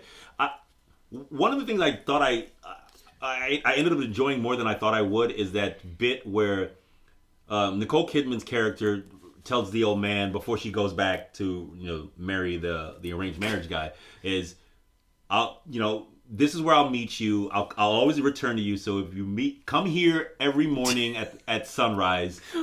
Poor fucking dude. I know, right? Like, but seriously. like he does it, and like I didn't want to find myself like feeling him in that way. But the fact that he does the fishwoman love of your life washes up, has sex with you, gives you a baby, and then disappears off disappears. Of the But and before she says, goes, "Hey, meet me here every morning, bro. Meet me here every morning. I might show back up. I don't know. Maybe I might. Maybe I might not. Yeah. How about what? Just chill on your couch, and I'll come knock on the fucking door. I'll come knock on the door. So every morning he's out there waiting on the dock. I liked it. And every morning looks forlorn and disappointed. Until he doesn't.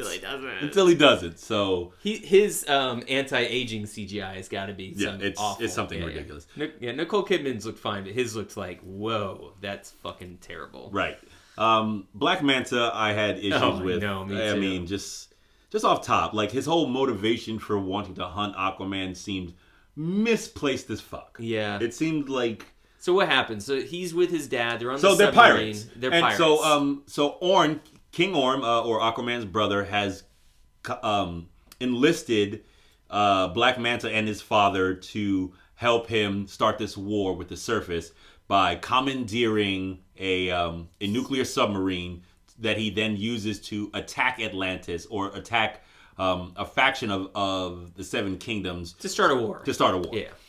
He's trying to fabricate a war between the humans and the Atlanteans so that he can take over the surface. Exactly. And he uses Black Manta as an operative to hijack the sub. And Aquaman shows up while they're doing this and kind of like puts the kibosh on the plan. This is at the very beginning of the movie. It sort of jumps off it's the inciting incident that kind of jumps off the rest of the movie. And if you're like me and you're not clear on what Aquaman's powers are, you come into the movie and you're watching him. He like lifts this submarine out of the water. He's very strong. He rips off the steel. He uses like the top of a hatch as like a shield, sort of like Captain America throws it around. But you're like, in my mind, I'm like, can he be shot? Can bullets hurt him? And then you see him get a grenade launched like at point blank range. The guy hits him in the chest with a grenade round and basically blows him backwards, and he's down for a second. You think he's out for the count, and then he's like, ouch, and then gets up. Yeah, so he's got super hard skin. His skin adapts to the pressures, like the deep pressures of the ocean. So he's he super what do they call that? Not invulnerable, but he has a level of invulnerability, not nearly on par with Superman by any stretch of the imagination. But he can see underwater. He can see in the dark. He's impervious to heat and cold. He can cold talk temperature. to fish. He can talk to fish. They never really explain how or why. It's just that he does. He's just an Atlantean. But not all Atlanteans can do it. Oh, this is why he's a half-breed. He's half human and he's half Atlantean, so he can breathe out of water. Right. Whereas normal Atlanteans can't. Which is why you see them. Well, no. The royals can. Yes. Like if you're a high society Atlantean, you can breathe air and water. So if you're Nicole Kidman and Patrick Wilson and William Dafoe, you can come breathe. Out. You don't have to wear a mask. If you're every other if you're somebody who's going to be killed in this movie violently, you definitely wear a suit. You wear a mask and a suit because it makes you look like a robot, and that's how you get your PG-13. Yeah, it's pretty rad. Okay, I'm going to talk about the issues I had. Well, I want to go back to how bad the actor who played Black Manta was. Really? Did you like him? You thought he was good? I didn't think he was good, but I saw him he was in The Get Down. Yes, and he was good in that. He was great in that. I know. I think, for me... Stephen Allegurgis, by the way, wrote that. Yeah. And if you haven't seen The Get Down, kill yourself because it's awesome. I'm always going to advocate for killing yourself. Far too many people on the planet. just die. Just die. You can't watch it. That would just die. Just die. Just stop it. No, but I think it had to do with the writing of that character. I think because like his whole motivation for going after Aquaman just didn't. It was completely unmotivated out of nowhere. His motivation, if you haven't seen it, and we'll spoil it. Basically, like him and his dad are trying to hijack this sub. Aquaman shows up to stop them. His dad ends up pinning himself. Like he tries to do this thing where he's trying to shoot Aquaman, but it ricochets and he ends up getting pinned under like. He does it to himself. It's not Aquaman's fault. And then I felt like he had the option to save himself, but decides to kill himself to save his son, which was weird. That's not how I read it. I read it that only Aquaman could lift the torpedo or whatever it was that was wedging him. If he had let the water rise up in the chamber, I feel like he could have found a way to get loose. But that's not the point. That's not the point. The point is that Aquaman chose not to save his father, and Black Manta then blamed Aquaman for not saving his father, and that's his whole sole motivation for the rest of the movie to hunt Aquaman down. Yeah, even though it's not Aquaman's fault. Not at all. Not even close. Not even remotely close. It's not necessarily. I mean, I don't find that as a problem with the movie. I just found like that actor was not good. And I felt like Jason Momoa is not by any means like a great actor. No, but he made this guy look cool. Like that's what I was saying to my buddy because we were talking about Aquaman at work, and I was like, what I will say about the movie, it made Aquaman as a character. Because I've talked about Aquaman on the other podcasts about how he's just a corny, lame ass character. Wait, what other podcasts? Oh, we've done 5 of these now, so go back. Oh, I thought you were cheating on me with another podcast, well, sir. I thought, my God, he's getting around. Now's not the time. No, but no, I don't know, man. It didn't work for me. And the other thing was the contrived sort of like we know that him and Mera are going to end up together. We don't need like the Little Mermaid.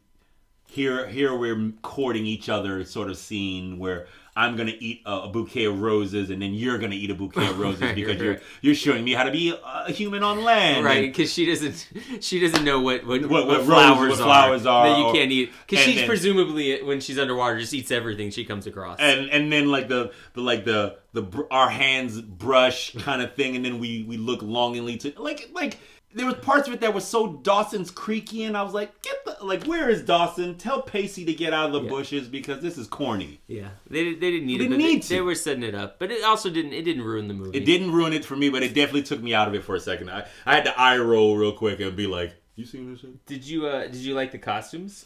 I liked his costume. I liked the actual Aquaman costume. That was dope. Everybody else's was kind of meh. Yeah. Did you like when he rides the giant seahorse? Laurel did. Did he? Yeah, Did Laurel turned to me like, because to convince my wife to go see Aquaman was a stretch. I was like, just go. And then it turned out to be in 3D, which I knew before going in. You saw it in 3D? Yeah, but because see, that was the other thing. I felt like there was so many of the scenes that they... Because I didn't see it in 3D. Yeah. I saw it in... I didn't do it on purpose. No, I no, never no. see... For If future you podcasts... I never see a movie on purpose for 3D. No. It's only because that was is the only time I could see it. Right. Yep. But they made a lot of effort to make that movie for the 3D. Yeah. Which it didn't show. Didn't show. Like in a month, I will have forgotten that it was ever in 3D. Did you notice that Jason Momoa has like kind of brown hair, whereas the comic Aquaman has blonde hair? Yes. And his brother has brown hair. So they flip flopped it. Patrick Wilson has the blonde hair, which is kind of a smart move. I liked what they did with Orm. Orm for me was the most Ocean Master. Was the most canon of the characters that we saw in the movie. And I liked when they finally had the addition of like the full mask, how the mask would show his emotions, like it would bend and move depending on how he would. Oh, right. Yeah. Yeah, I thought that was really cool. Thing, It articulated his eyebrows. Which is something I didn't expect it to do, but I liked it. Yeah, so I have a theory about... Because when they were making Mary Poppins Returns, they went to Julie Andrews and they're like, hey, do you want to come do a cameo for Mary Poppins Returns? And she was like, nah. And Julie Andrews was like, nah, it's Emily Blunt's movie. Good for her. She's in Aquaman. Who? Julie Andrews. As who? She plays the big, like, Medusa... she's the voice of the Kraken, basically. Kraken, yeah. She plays the Kraken. No shit. What's the Chithula? I can't even say it. Cthulhu? Cthulhu, like, type character at the end. And interesting. I feel like she... I thought I recognized that voice. I feel like she had to do this. And she was like, oh, shit. Here's the name. Carathin. She was Carathin was the name. That was the name of the. I feel like she was doing the voice of this, and they called her. Hey, can you come do Mary Poppins Returns? She's like, oh shit, I'm already contracted. Just tell Emily I don't want to steal her sunshine. So no. I think Julie Andrews was like, nah, been there, done that. I'm gonna just sit in this booth because I'm 70 and get this money right now like this. Well, let's talk numbers here. Yep. What in all of the DC movies, where does this fall for you? It was a solid, like somebody gave me this. I actually did this recently. Somebody gave me this list and I went Wonder Woman, Man of Steel, Aquaman, Batman vs Superman, Justice League, Suicide Squad. Whoa, Suicide Squad! I even forgot about that movie. I didn't even put it on the original list because I actually made this list in Texas. You forgot about it as well, and I forgot about it. And I was like, oh yeah, I should probably put that on there. I would put. I follow that list exactly. I would put Suicide Squad above Justice League. Okay. Yeah. Okay. But that's it. That's the only Okay. Yeah. So not a bad movie at all. I mean, I think we both came out with. I gave it a B-. Yeah. I mean, as far as like telling me a cogent story without all the hokiness and being as close to canon as possible, I thought it was a success. I think they have a success on their hands, not unlike Wonder Woman, but not nearly as.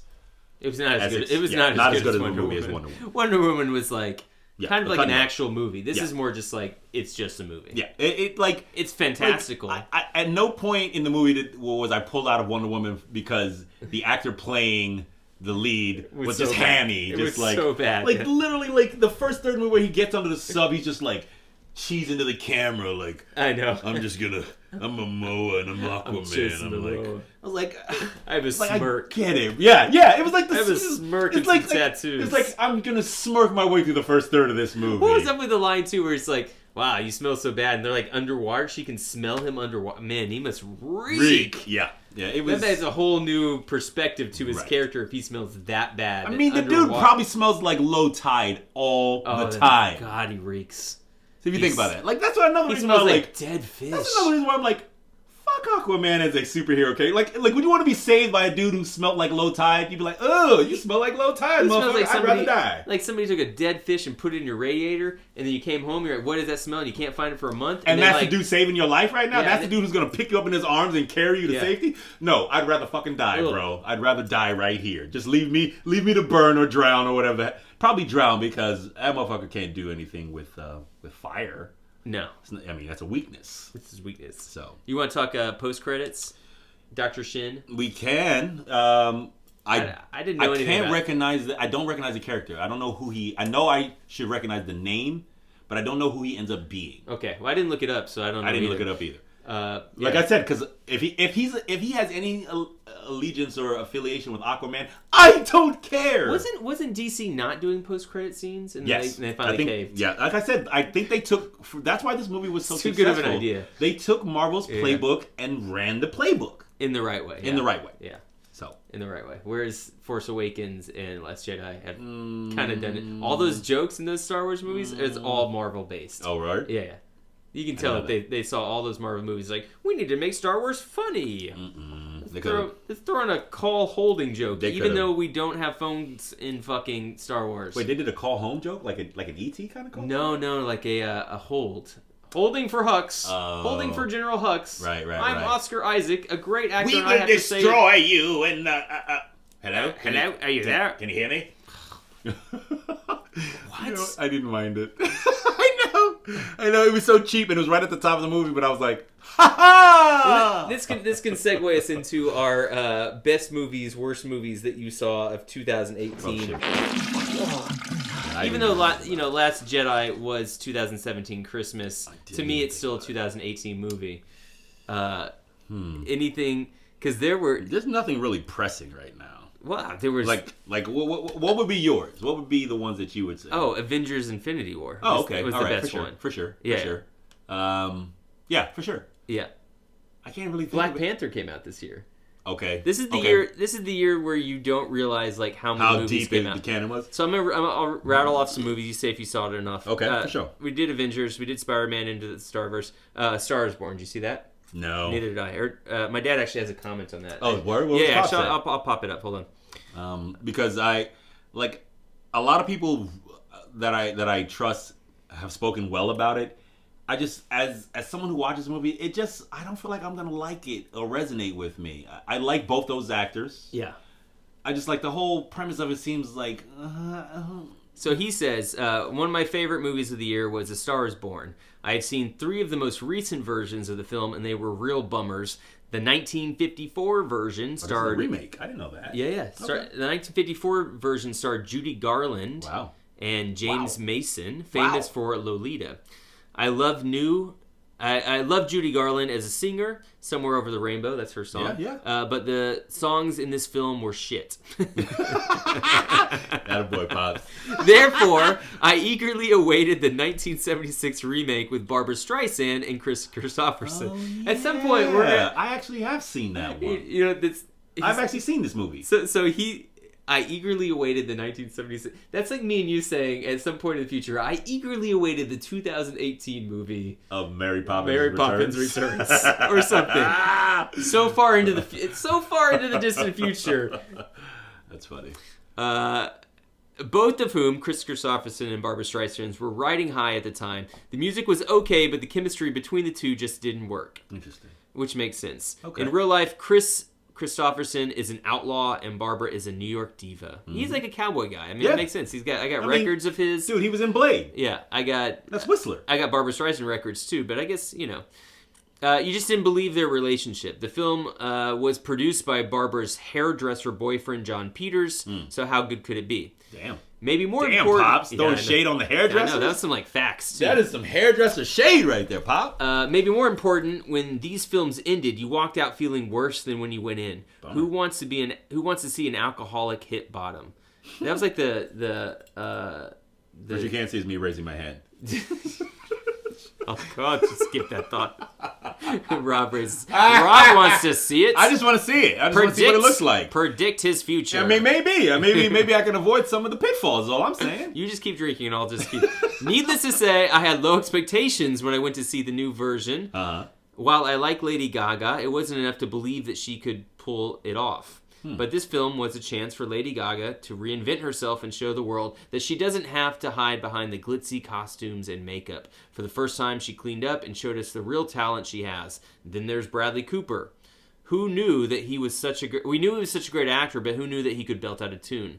Then they changed the plot, and while the story is still tragic, you walk out feeling elevated. Interesting. Yeah. Okay. That's spoiler free. That's how you do a spoiler free. Yeah, well, then we should have Pops we should learn from that. We should have Pops do some of these synopses. We'll do these quickly. Did you see Annihilation? No. It's good. I saw it. Okay. Very good. Did you see Hereditary? Did not. I hear it's also good, but I did not see it. I both those last two I heard were good, but I didn't see it. Deadpool 2, fart or not a fart? Fart. Black Panther, fart or not a fart? No farts there. Okay. All gasless. Okay. Burp or fart? Burp or fart? Yeah. Is burp good and fart bad? Theoretically. Okay. First Man, burp or fart? Fart. Quiet Place, burp or fart? Fart. I didn't see it either. American Animals. 4 young men mistake their lives for a movie and attempt one of the most audacious heists in U.S. history. Audacious, and I'm going to say fart because I didn't see it. Audaciously? I didn't see it either, but it sounds good. Mission Impossible Fallout. Burp. Burp. Creed 2. Haven't seen it yet. I give it a burp. Searching. I like the actor, haven't seen it, but I'm going to say burp. Johnny Cho, yeah. It's supposed to be really good, actually. Upgrade. I wanted to see this movie, Upgrade. Burp like a motherfucker. So Upgrade is set in the near future. Technology controls nearly all aspects of life, but when Gray, a self-identified technophobe, has his world turned upside down, his only hope for revenge is an experimental computer chip implant called STEM. Burp. Burp by a lot. Ant-Man and the Wasp. Burp. Was it just a movie, like a mediocre movie, or do you think it's actually pretty decent? Ant-Man? Yeah. I think as a standalone Marvel property, and is because it's Ant-Man, and Ant-Man's like a C-list, Marvel property, I'd say burp by a lot. Burp by a lot. What about the J.J. Abrams produced Overlord? Directed by Julius Avery. Haven't seen it, but I definitely want to. It looks rad. Yeah, that's a small group of American soldiers fight hordes of Nazis that are like zombies and stuff. It looks like the plot of Wolfenstein. Did you see the Halloween remake? No, but I wanted to. So I'm going to put that on the burp because I love Jamie Lee Curtis in everything. Yeah. Solo, a Star Wars story. Burp or fart? Burp, for sure. Yeah, I think for so sure. 8th Grade. Didn't see it, heard good things, so I'm going to say burp. Black Klansman. Burp. It was awesome. It was great, yeah. It was maybe my favorite movie of the year. It was not my favorite. The most surprisingly good movie. Okay. I love Spike Lee. I don't know why I was... it wasn't the same sort of thing that I was... It was not... It felt to me non-typical Spike with a typical bent. Yeah. I don't know if that makes any sense, but it seemed like a Spike Lee joint without seeming like a Spike Lee joint. Yes. It felt just enough dumbed down to make it a movie, as opposed to some comment, just a comment on race in America. Right. But then when you got to the end, it gutted me. Yeah. I was like, I'm gutted. So hella burp. Burp. Ready Player One, burp or fart? I'm gonna say that's a hard one. I'm gonna say fart for that one. Fart, because I've been giving a lot of grace, but I liked it, but. With caveats, the book was hella better, but I like that they tried to do what they did with the film, even though it wasn't straight on with what the book was doing. Yeah, I give it a spring. Oh, okay. I didn't know spring was an option. It is. All right, well, motherfucker, spring. It's not anymore, but it's a spring. A Simple Favor. Don't know what that is. Don't know what that is, so I'm gonna say fart. Yeah. Fart. Sorry, fart. Go back. We take that bird back. Widows. Didn't see it, heard good things. Will definitely watch it, so I'm going to say burp, because I love Viola Davis. Yep. Incredibles 2. Burp. It was awesome. Rampage. Fart. Fart. I don't know why the humor of this is cracking up. Pacific Rim Uprising. Fart. Tomb Raider. Burp. Yeah, I give it a burp. Burp.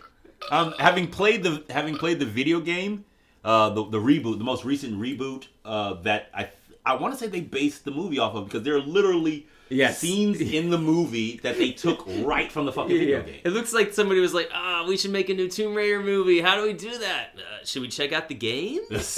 Word. Then they played the games like, holy shit, these are good games. These are great. Let's just do this. Let's just do that. And it's not a great movie, but it's a serviceable movie. It's Burp. I'll do a few more here. Tag. Burp. Did you see it? I did see it. And it's based on a true story. It's based on friends who did this, and Jeremy Renner plays the one friend who is impossible to tag. Oh yeah. And seeing them go through the motions of it, and by the end, they do have this bit in it by the end that you're like, oh, that guts me. Yeah. And if it's based on the true story, then yeah, it's a hella burp. I do have one fact for that. Oh, word? I have not seen it, but there were pictures online of Jeremy Renner, and he was in both arms in a cast, like kind of Tyrannosaurus Rex, his hands up like this.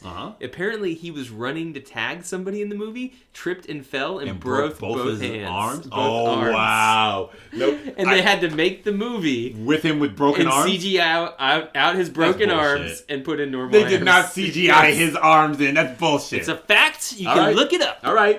Or it's not. It could not be. I think that's an urban legend. I don't think that happened, but okay. Let's see. The First Purge. Didn't see it. Like all farts, because I don't like any of those movies. I think the premise for those movies are dumb. Strangers Pray at Night. Did you see the first Strangers? Didn't know it. Nope. Bad Times at El Royale. At the El Royale. I heard it was good. I haven't seen it, but I heard good things. I will put it on the docket. It's got Jeff Bridges, so. And it's got what's his face's son? Yeah. Somebody's son. Dakota Johnson's son. John Hamm's son. Cynthia Ivir. Whoever. The Meg. Didn't see it. That was awful. Was it bad? No, I take that back. You're fucking up the... I'm going to give it a... That was the Meg. Is it that bad? So would that be your choice for the worst of the year? All they had to do was make a movie about where sharks kill people, and it's like... Jason, but this is a megalodon. This is a movie about... It's not big enough. It's like Jason Statham's in it. It's fine. I think it was raining. It was a Sunday. We watched it. Took my kids. You took your kids to the Meg. Yeah, it's PG-13. I mean, it's fine. The Nun. Fart. I didn't see it. I didn't care to. I don't like religion in my horror movies. Word? Yeah, I'm like What about The Exorcist? That's fine. That's the one. Except. Well, I thought this one was sort of like a play on that whole bent, like the possession of Emily, whatever. Like they've done a bunch of these type of films. I feel like this is in the vein of those kind of films. I guess it's either got to be like what's the Arnold Schwarzenegger movie, Into Days? Yeah. Or it's got to be like Keanu Reeves in Constantine. Okay. It's got to be like fantastical, biblical shit, or I don't want it in my horror movie. Okay, for sure. Venom. Burp. Actually, I rewatched it with my parents. With it and if you go into it with really low expectations because you've already seen it, you know it's not that good. It's pretty good. I actually went into it with really low expectations and was pleasantly surprised. Yeah. Game Night. I saw it. See that? I give it a burp. Okay. I think I remember wanting to see it, but I didn't. Yeah. Is that the one where like anyway, whatever. Let's move on. Burp. Okay.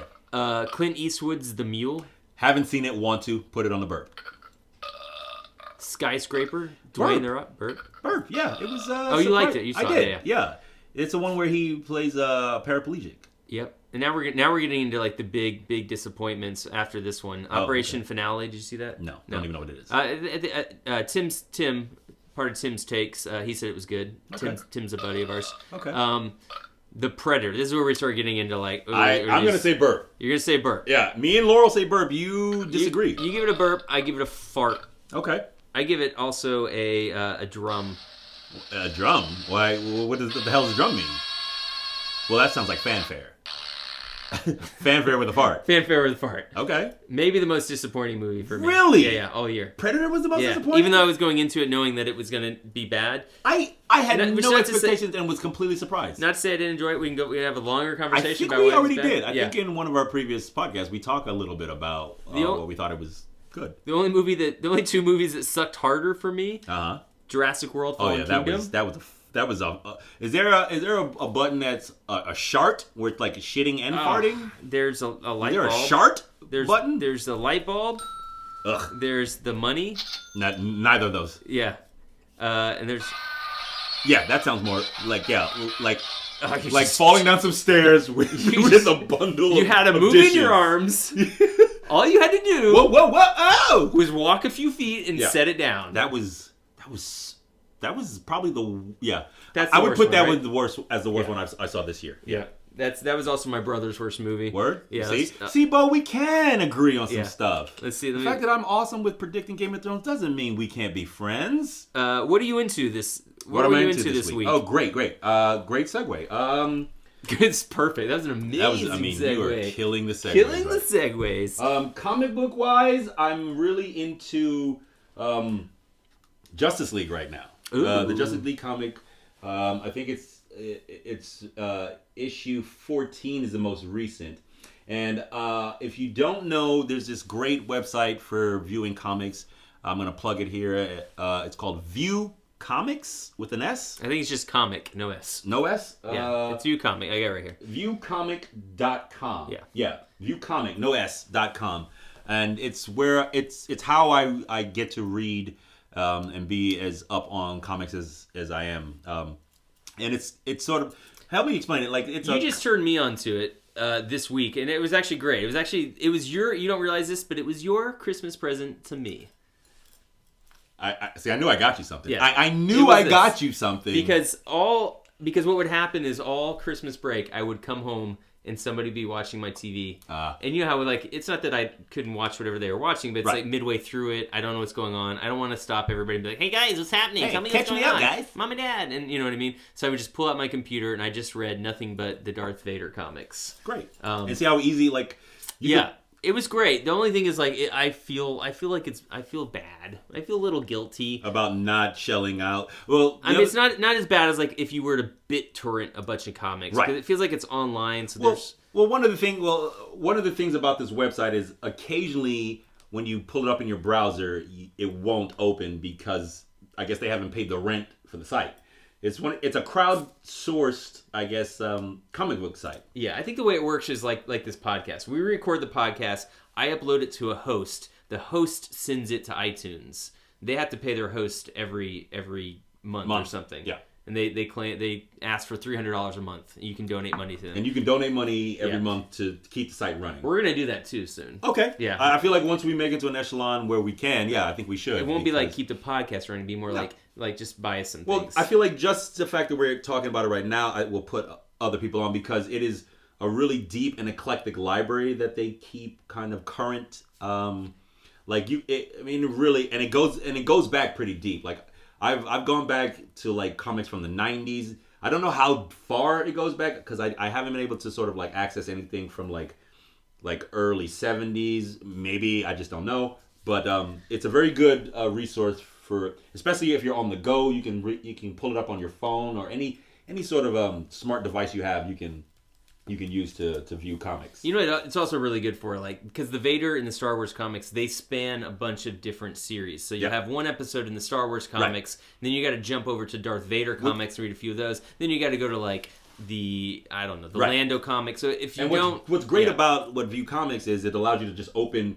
Like if you're reading a comic and it references some other comic that happens later, you can just basically pull up another browser and jump right into that. Like for me at home, I literally have maybe 15 browsers open, and 2/3 of those are comic books that I'm reading actively right now. I do feel guilty. I feel like we're not giving money to the comic creators. But the other option, I realize, so say I want to go back and I want to read these Darth Vader comics. Right. I can find them online and order them online through eBay. Right. Okay. That money's not going to the comic creators. No. I can go to Barnes and Nobles and buy a few of them, but not the whole series. No. That money will go to the comic creators, or I can go down to my local comic book store and buy them used. But that money is probably not going to go to the comic creators. So what you're saying is we're going to keep on getting it for the free.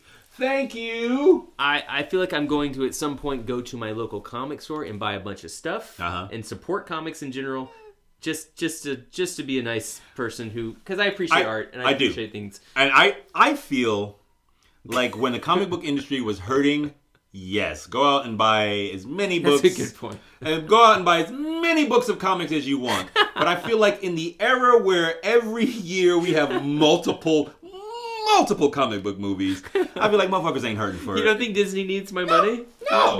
Since when? Since when did Disney need our money? They got more than a few goddamn amusement parks, all I'm saying is, around the world. They got 2 here in America. Did they make one in Asia that nobody goes to? No, I think lots of people probably go to it. Well, case in point. They are not hurting.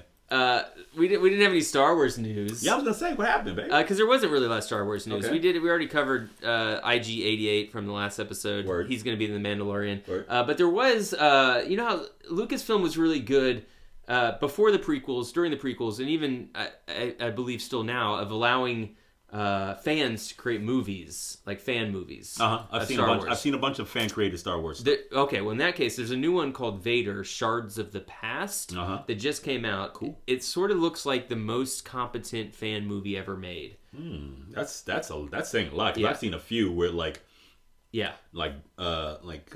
Darth Maul type joints and like some other unknown Jedi masters. Like I've seen a lot of great fan-based Star Wars movies. I've seen a lot of mediocre ones that I was like, that I watched and was like, good efforts. Okay. I commend your effort. This one, also the same. Good effort. It looks really good. There's some issues. There's some acting issues for sure. Like, even the guy who plays Vader, like, you're in a costume, you got a Vader helmet on. You don't need to gesticulate that much. You need to be, like, small movements. Are you talking about... what? I thought you were talking about the comic book just now. No, this is the segue. I was also talking about there's a YouTube video. Excuse me. YouTube video called Vader. Basically, yeah. Anyways, it's a fan-made movie. You can watch it. It's got a lot of hits. It's interesting. That's the most Star Wars news I have for today. Okay. YouTube. All right. I'm also into this week... my Netflix what I'm into this week are Comedians of the World. It's a new sort of Netflix comedy special where it's basically like a bunch of like comedians get like 20 minutes each. And I think there's probably, I don't even know how many episodes there are. Let me see if I can pull that up. But there are episodes. There are who are the comedians? Well, the first one was Neil Brennan.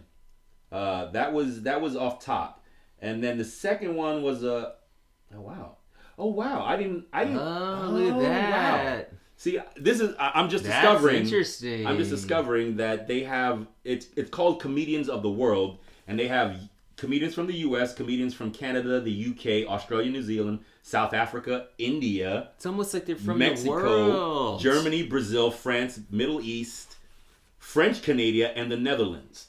Now, I only got started watching the Are these U.S. in foreign languages? No, I think they're in English. Maybe some of them. But the U.S. versions start with how many episodes are in the each? I think there are 4 episodes per region. So the U.S. region had come on. Now you're watching The Magicians. Come on, which I actually should get back to watching. My wife was watching. She likes it. Oh, really? Yeah. I haven't. There's that your season. Black Mirror Bandersnatch unwatched. I plan to get. I asked him to do one thing a week. I'm like, hey, watch this. I couldn't get into that one this week. You got 6 days. I was eating barbecue and getting to be 200 pounds. All right, you think that's easy? 208? Oh God, I'm such a big ass. Maybe we won't go out to lunch this afternoon. So the episode 1 of the U.S. version of this show stars Neil Brennan, and if you haven't seen his Netflix special 3 Mics, Kill Yourself and Then Bury Yourself, because it's awesome. I have seen. Yeah, he's great. Yeah. And then the second episode is Chris D'Elia. He's got a few Netflix specials you should check out. His comedy isn't for everybody. I think it's funny. The third episode is this girl named Nicole Byer. And the fourth episode is Nick Swartzen. And you've known him from Reno 911 and a bunch of other things. But I saw these 4 and they're all good. I could rank them, but everybody's opinions on comedy is different. It's subjective, but I highly recommend that for viewership this week is what I'm into. And I guess I'll round it out with what I'm into video game wise. We didn't talk about video game news. No, we didn't. There wasn't a lot of video game news. Not so much. Nothing that I really wanted to talk nothing about. Sort of like in depth. Red Dead Redemption has been getting the business. Yeah. So I finished Red Dead. I just finished up the last DLC for Spider-Man, so I'm probably gonna put that down for a while.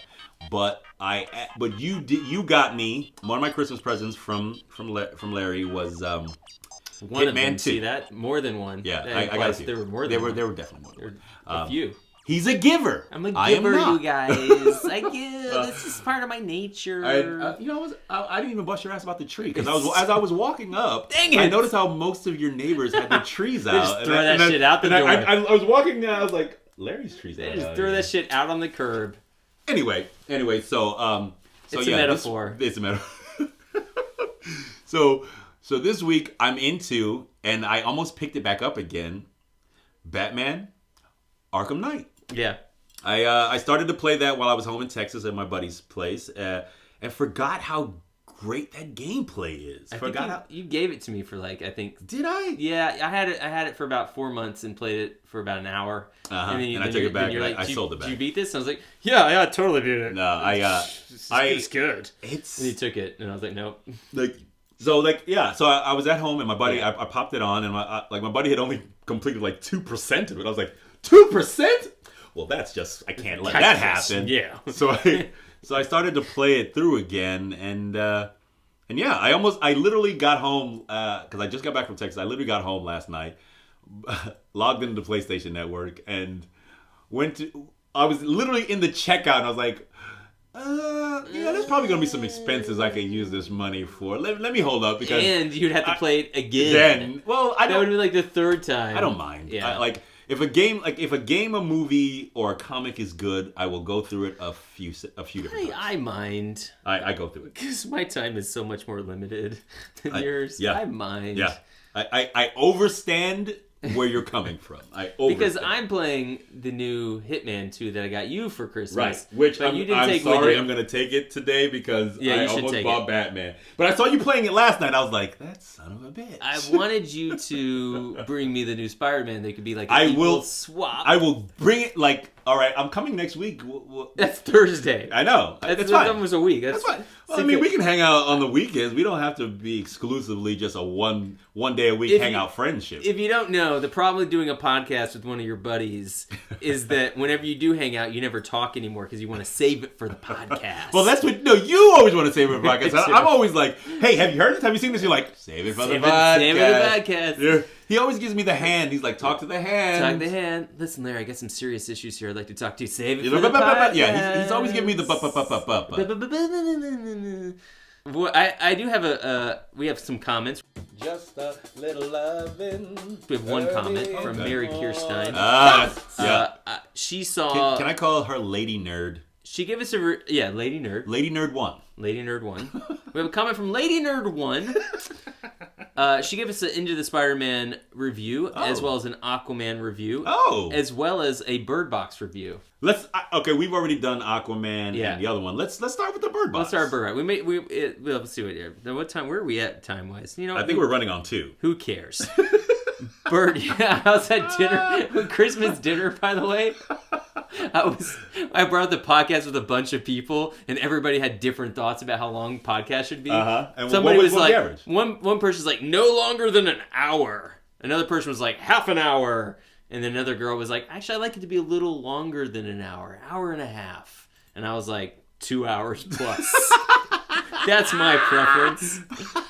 I feel like if you're in New York, you're running around, you got, tons of shit. I feel like this is better than NPR because after a certain time when you put NPR on, you will hear the same sort of shit over in a cycle. Minute, let's lean really close and do an NPR. Hi, I'm Terry. I'm Rob Robinson, and I'm here with Lawrence Dial. And you made it into the what we're into hour.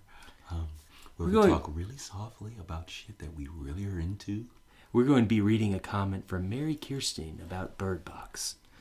I am not a fan of thrillers, but I keep seeing stuff online about how good it was, so I turned on all the lights and forced my husband and dog Hank to be my emotional support animal while watching it. That was 1 minute. We're done. Shout out.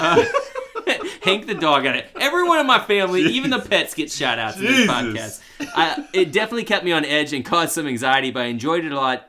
Even shed a few tears at the end. Really? Is it the best movie I've ever seen? No. Okay. I want to stop there and pose this question to Lady Nerd 1. Lady Nerd 1. Did you see The Happening, and is it like The Happening, but not? I've already heard that it is. And that's what I heard too. And I fucking hated The Happening. I know. I hated it. That was the movie that Joe got his money back, remember? Word? Episode 2, and we're talking about Creed 2. Joe, anyways. He said he got his money back from The Happening? Yeah. Because we knew someone in that. Yes. And she was she was in like the first 2 minutes of the movie. But she's an ex-girlfriend, so we don't talk about her anymore. It still hurts you, Rob. It hurts no, she wasn't my ex-girlfriend. It hurts you. She wasn't my ex-girlfriend. Still hurts. You dated for 3 months, Rob, and you still remember the I've hurt never met this and woman the pain. before in my life. She was also in that movie Cabin in the Woods. Yeah, and we She talked Who about Won't this. Be Named. And we talked about this. We did talk about. Are we repeating ourselves? Adrian Brody. Adrian Brody's in Cabin in the Woods. No, but she was in Houdini. Oh, Houdini, right? God, we're repeating ourselves. Yeah, that's it. Podcast over. We're done. Yeah. Now, have we got anything else you want to say? I'm about to. I started to add to what I'm into this week. I started watching the second season of Runaways, Marvel's Runaways. You watched that first season. We didn't talk about Titans. Let's talk about Titans. Real brief. Yes, please. Okay. We almost forgot to talk about Titans. Yeah. I watched Titans. I also finished the first season. What did you think? I thought, for someone who initially going in when I heard that they were making this, thought that is going to be a travesty and a shit show. Based on what they showed us with the trail of fuck Batman. Fuck Batman. I was like, fuck this show right off top. No, fuck thank you. Exactly. I was like, how dare you? You're Robin. How dare you? But having watched it to completion, what I will say is that I thought it was a very successful first season, except for the last episode. No, right? The last episode was trash. We'll talk about it in a second. I also watched it with my mom and my dad and my wife. Okay. My mom and my dad actually liked the first 2 episodes. Okay. Because I feel like it starts pretty well. It starts really, really strong. My wife also liked it in the beginning, but then towards the end could not stop talking shit about it the whole time. Really? In what way? She just found like that it was an incredibly 90s representation of superheroes. I could see that. It's like 90s trying to be gritty, 90s trying to be violent and tough. And I can see that. I don't know. There's no nudity in it really. No. But there's lots of lots of cuss words, lots of blood. That seem a little extraneous at times. I think there were 10 episodes, and I think if they somehow made it into 6 episodes, it would have been a much better. It would have been a better show. Interesting. You know what? I think you might be right, because I found myself in sort of like the middle third. It kind of meanders a little. Yeah. But I didn't mind it. I was actually talking to that buddy of mine I was talking to today about it, because we had this conversation as well. He was saying that he thought it was less successful because they were leaning more into like the Zack Snyder world of like it being really dark and that kind of thing. And I was like, you have a point, but even the Zack Snyder stuff is PG-13. Right. This is R. This is definitely. This is R and not really worth like. See when he stabs a guy in the fucking nuts with the shears. Yeah. I was like, Jesus Christ! Just sheared his nuts off. Yeah, well, because like Deadpool is like it feels like it's worth the R. Well, Deadpool definitely is worth the R because that character is like all of the pages of the comic book is R rated. It's R. This one, like, it at times it felt forced and at times it felt right about right. Of the Titans, very quickly, which ones did you like? I thought as far as like representing the characters from the most recent comics and like the cartoon lore, because most people will identify the Titans from the cartoon, not from the actual comics. Mm-hmm. And if you're identifying these guys from the cartoons, you're gonna be like, wait, well, where's Cyborg? Yeah. Cyborg's missing. Where's Cyborg? But in the course of doing this first season, they introduce you to the Doom Patrol. Yes. And if you don't know who Doom Patrol is, you already know what I'm going to say. That's when I thought the show was going to be great, actually. Well, Doom Patrol's getting its own spinoff. I know. And in that spinoff, they're introducing Cyborg. So I feel like at some point, DC is going to do what DC does well in these instances, is they're going to cross these properties over in a way that Cyborg will end up being on the Titans, which will make sense, and Doom Patrol will have its own sort of thing. I will tune back in for that. I will watch the second season. I will definitely watch the second season of Titans because I was super surprised by this first season. But like I said, that last episode was the letdown. Because? Spoiler: if you haven't seen it, and just skip the turn off the podcast. Now, it's done. We're gonna be done in like a minute anyway. So just end it. Mostly because it relies on the trope of this is a dream and it doesn't really count. That's one, and two, I thought the series did really well about not using Batman as a crutch.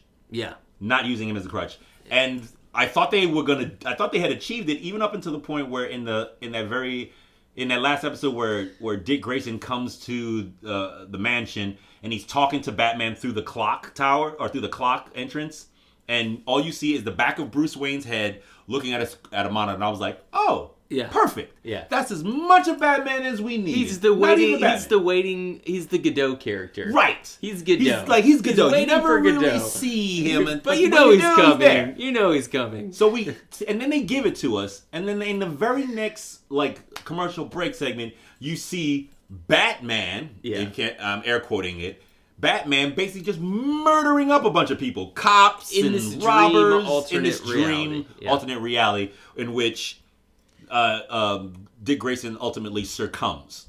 And I was like, really? And then if you stick around, they actually started introducing. No, I didn't. No, he's in there. Remember, he's dead, or do you think he's dead? Right. You never see his face. You never see his face, but yes, Batman has presumably killed the Joker in this version, this alternate reality or whatever, of this dream alternate reality that Dick Grayson is going through because of Trigon. That was the other thing that was a letdown. The character of Raven's father is a demon. Right. We only see a little bit of him. And in the comics and cartoons, literally, he's like 100-foot fucking demon. Oh, God. And the fact that they kind of piece this I'm in this a human form thing.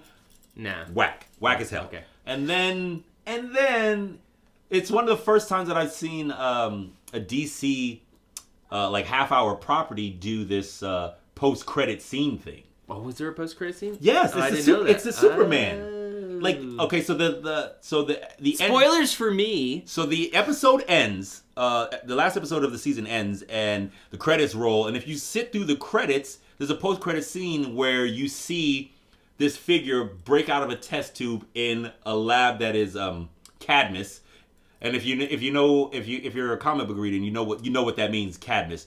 So I'm not, and I don't. Keep so going. You see this character, he's breaking out of this pod, and he's walking through the Cadmus, blah blah blah, and he breaks into another cell and releases an all-white dog whose eyes then glow red, and then the last image is you see a tattoo, and it's the emblem of Superman on this naked figure's arm. So presumably what we're getting in season 2 of Titans is a Superboy character who I can't figure out why a Superboy character looks like a Superman character. This guy's got tree trunk, you never see him. He's all in silhouette and he's nude, and you see him in silhouette and he's just tree trunk legs and lats out. He looks like a Superman character. Yeah. And I was like, he's in so between. You're gonna give me a dream? You're gonna give me a Robin Dream episode plus a Superboy Man reveal with a crypto ending?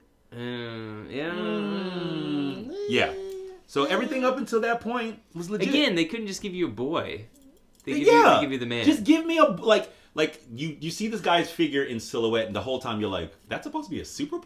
Because two thoughts. Does Superman need to be buff? No, he's just strong. He's just preternaturally strong. Christopher Reeve would be my... Exactly. In fact, I appreciate a spongy Superman. I mean, a little like a dad bod Superman. Yeah, a dad bod. Superman with a dad bod. That's what I want.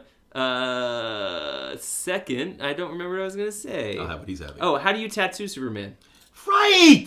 Why? Right! Why does he have a tattoo? I'm not even... I don't even read comics that much. And I'm like, don't create issues for yourself. Yeah.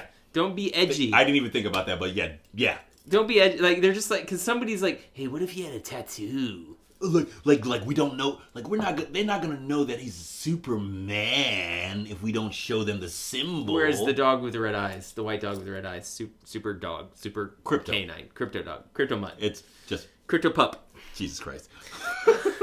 I